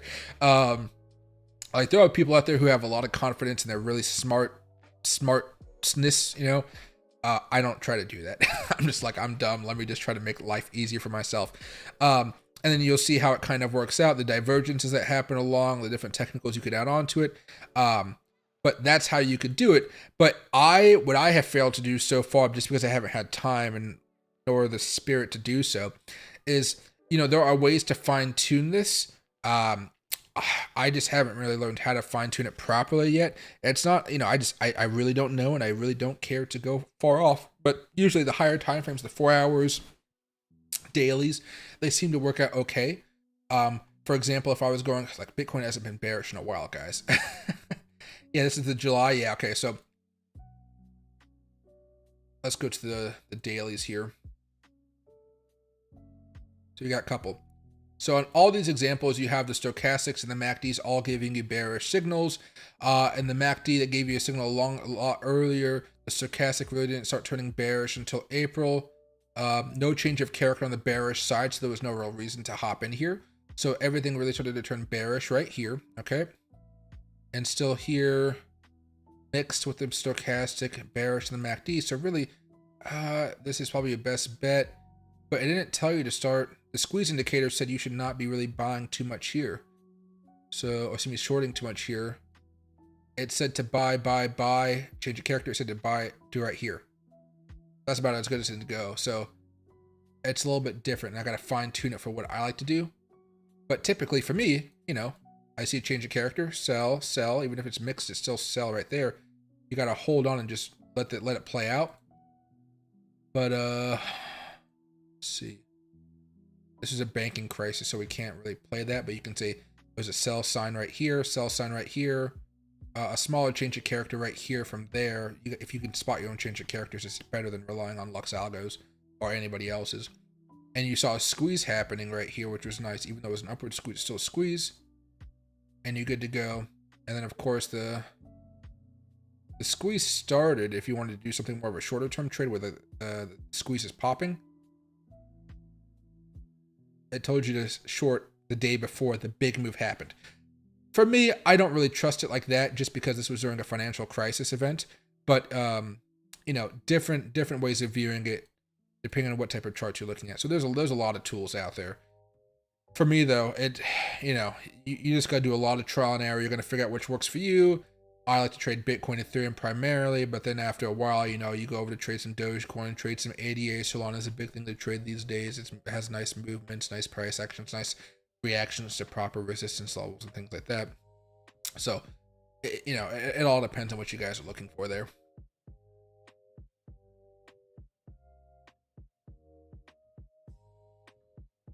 And it happens.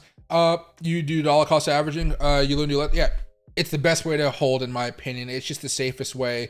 You could day trade, you could swing trade if you want to. People make money with that as well. But the safest way is just to buy and hold and make sure you're using a trusted exchange. But I mean, can any exchange be considered fully trustworthy these days? You guys always just have to be second guessing your exchanges. Even the ones that sponsor me, you always just gotta second guess them just a little bit.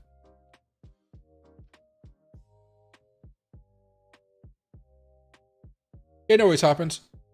And hey, David, Snick is at all-time highs. Let me go check this out very fast. XC.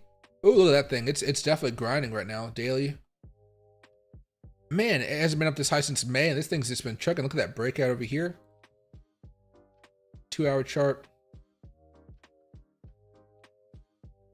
What are these swings like right now? So if it goes from this high to this low. Oh my god, 25% swings. This thing is wild. What's the market cap for this right now?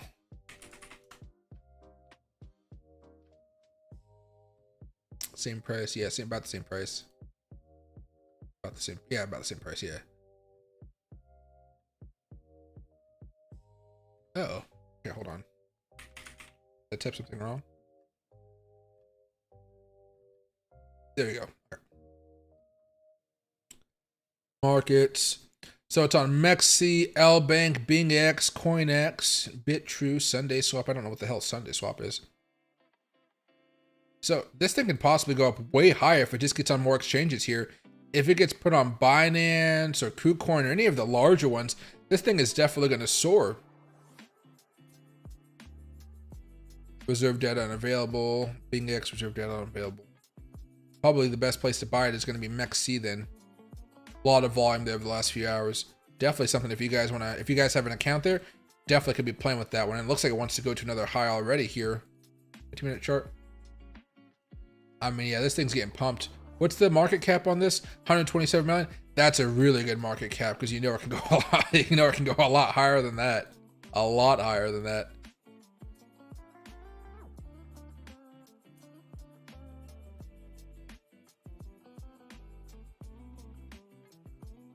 Hey, Andy, let me know if you have any questions on those. I can try to put together a thing that has all of them. It's just when you start getting into so many different indicators at once, it can really become a cluttered mess, and it's hard. A lot of times, it's just the basis of trading, really, if I can like dumb it down as much as I could for myself at a younger age, it's understanding the momentum of the chart you're looking at and just finding the right time to enter into that momentum without getting to the top, like without buying at the top of the momentum. Because there's many times, the majority of the time actually, you are going to buy in the middle of that momentum. And then after a while, it may come down a little bit, but that momentum is still there and it'll carry it on through the day. But if you don't give it that time to consolidate and then break out again, you're probably going to be in some hurt. But that's why it's important for people like me who do options. Time is a major factor because of the time decay. So you got to be very careful about what's happening there. But if you guys are just buying a stock and holding a stock, it's much easier. But of course, the market caps are so high these days and things like that. So it's even getting harder for the average person to run out there and start doing day trading, because if you have less than $25,000 in your account and you do like 3 day trades in the 24-hour period, I think it is, you're going to get slapped with a pattern day trading warning, which will actually get your account terminated or paused for like 90 days, which is a horrible long amount of time to not be able to invest in the market. And it just slows down your learning progress. Which is why, if you have the opportunity, open up a paper trading account on TradingView, TD Ameritrade, Schwab, wherever, you know, any crypto exchange. Like I'm sponsored by Fairdesk and Bitfinex. Those are going to be good. Things like that.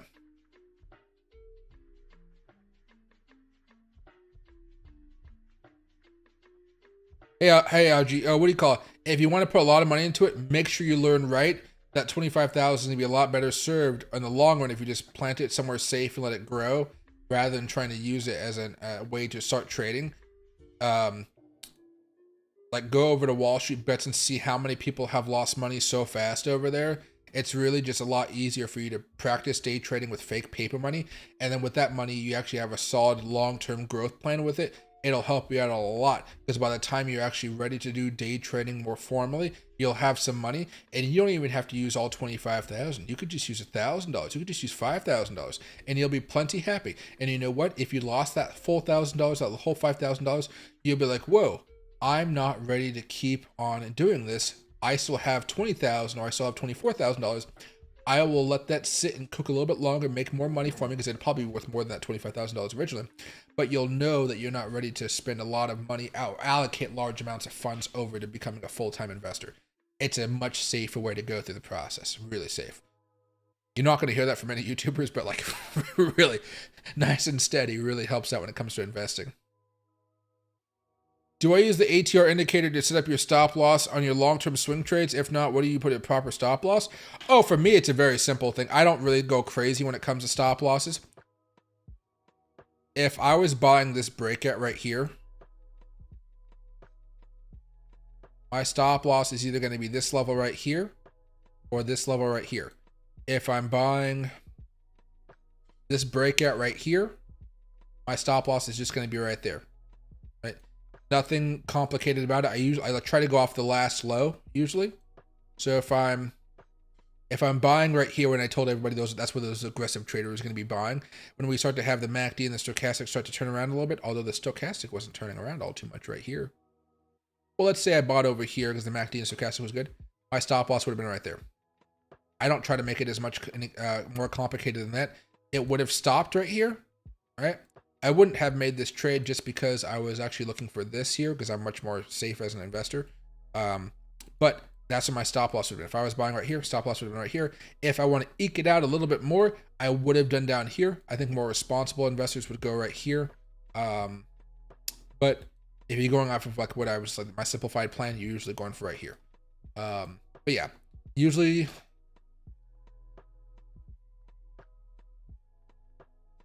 if I'm buying right here for a long, my stop loss is right here. If I'm buying right here for a long, my stop loss is right here. If I'm shorting right here, my stop loss is right here. If I'm shorting right here, my stop loss is right here, or it's right here. Depends on how you want to look at it. But yeah, I don't try to make it too complicated at all. I don't use too many things for that. Maybe if you want to get fancy, you can add a Fibonacci level of some type, but not really for me. It's not what I like to do. When I did that day trade for you guys a few days ago, I was buying right here. The stop loss was right here. No, actually, the stop loss was right here. So yeah, it is what it is. I use ATR just as a confirmation. So if you want to just have another visualization of which way the trend is going. So if you go over here to ATR Investopedia.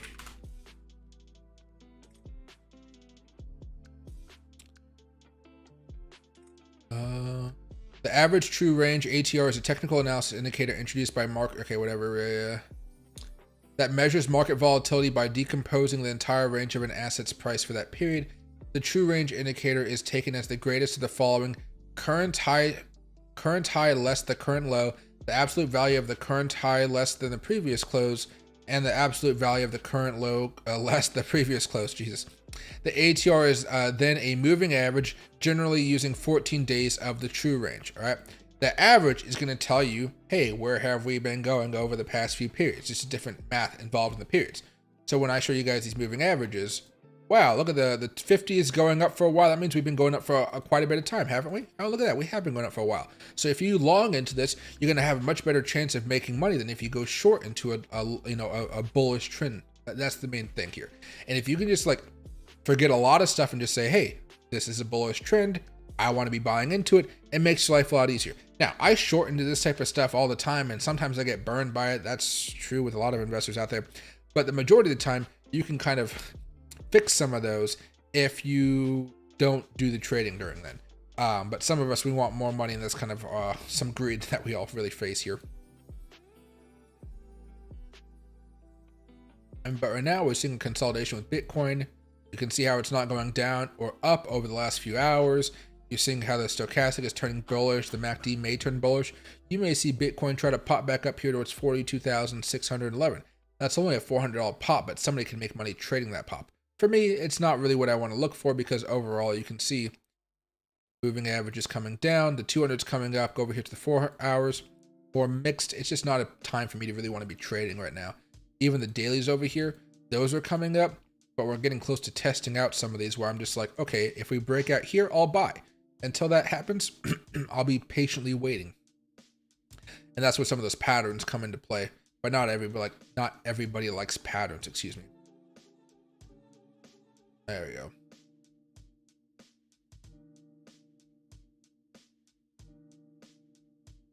Sunday swap is something you should swap on Sunday, probably.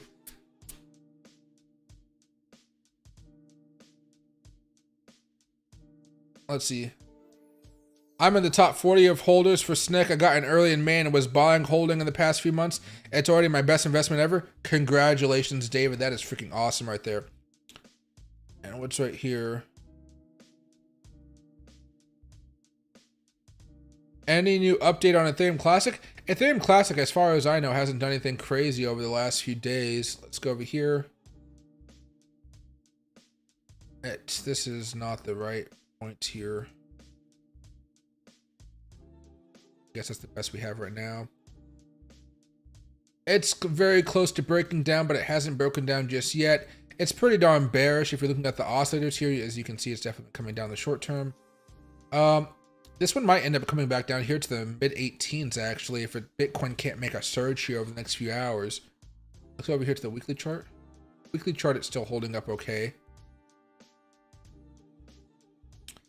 It just doesn't have a lot of strength right now. That's a problem. It did bounce off of the 50-week moving average, which is good. Let's check out the 4-hour charts. Have a death cross here first. If you're going to buy right now, you're going to have that stop loss kind of around 1934 here at the bottom of the order block. I would say an aggressive trader would probably be looking to buy here. That stop loss isn't going to be too large just because of Bitcoin has the opportunity to break out here today.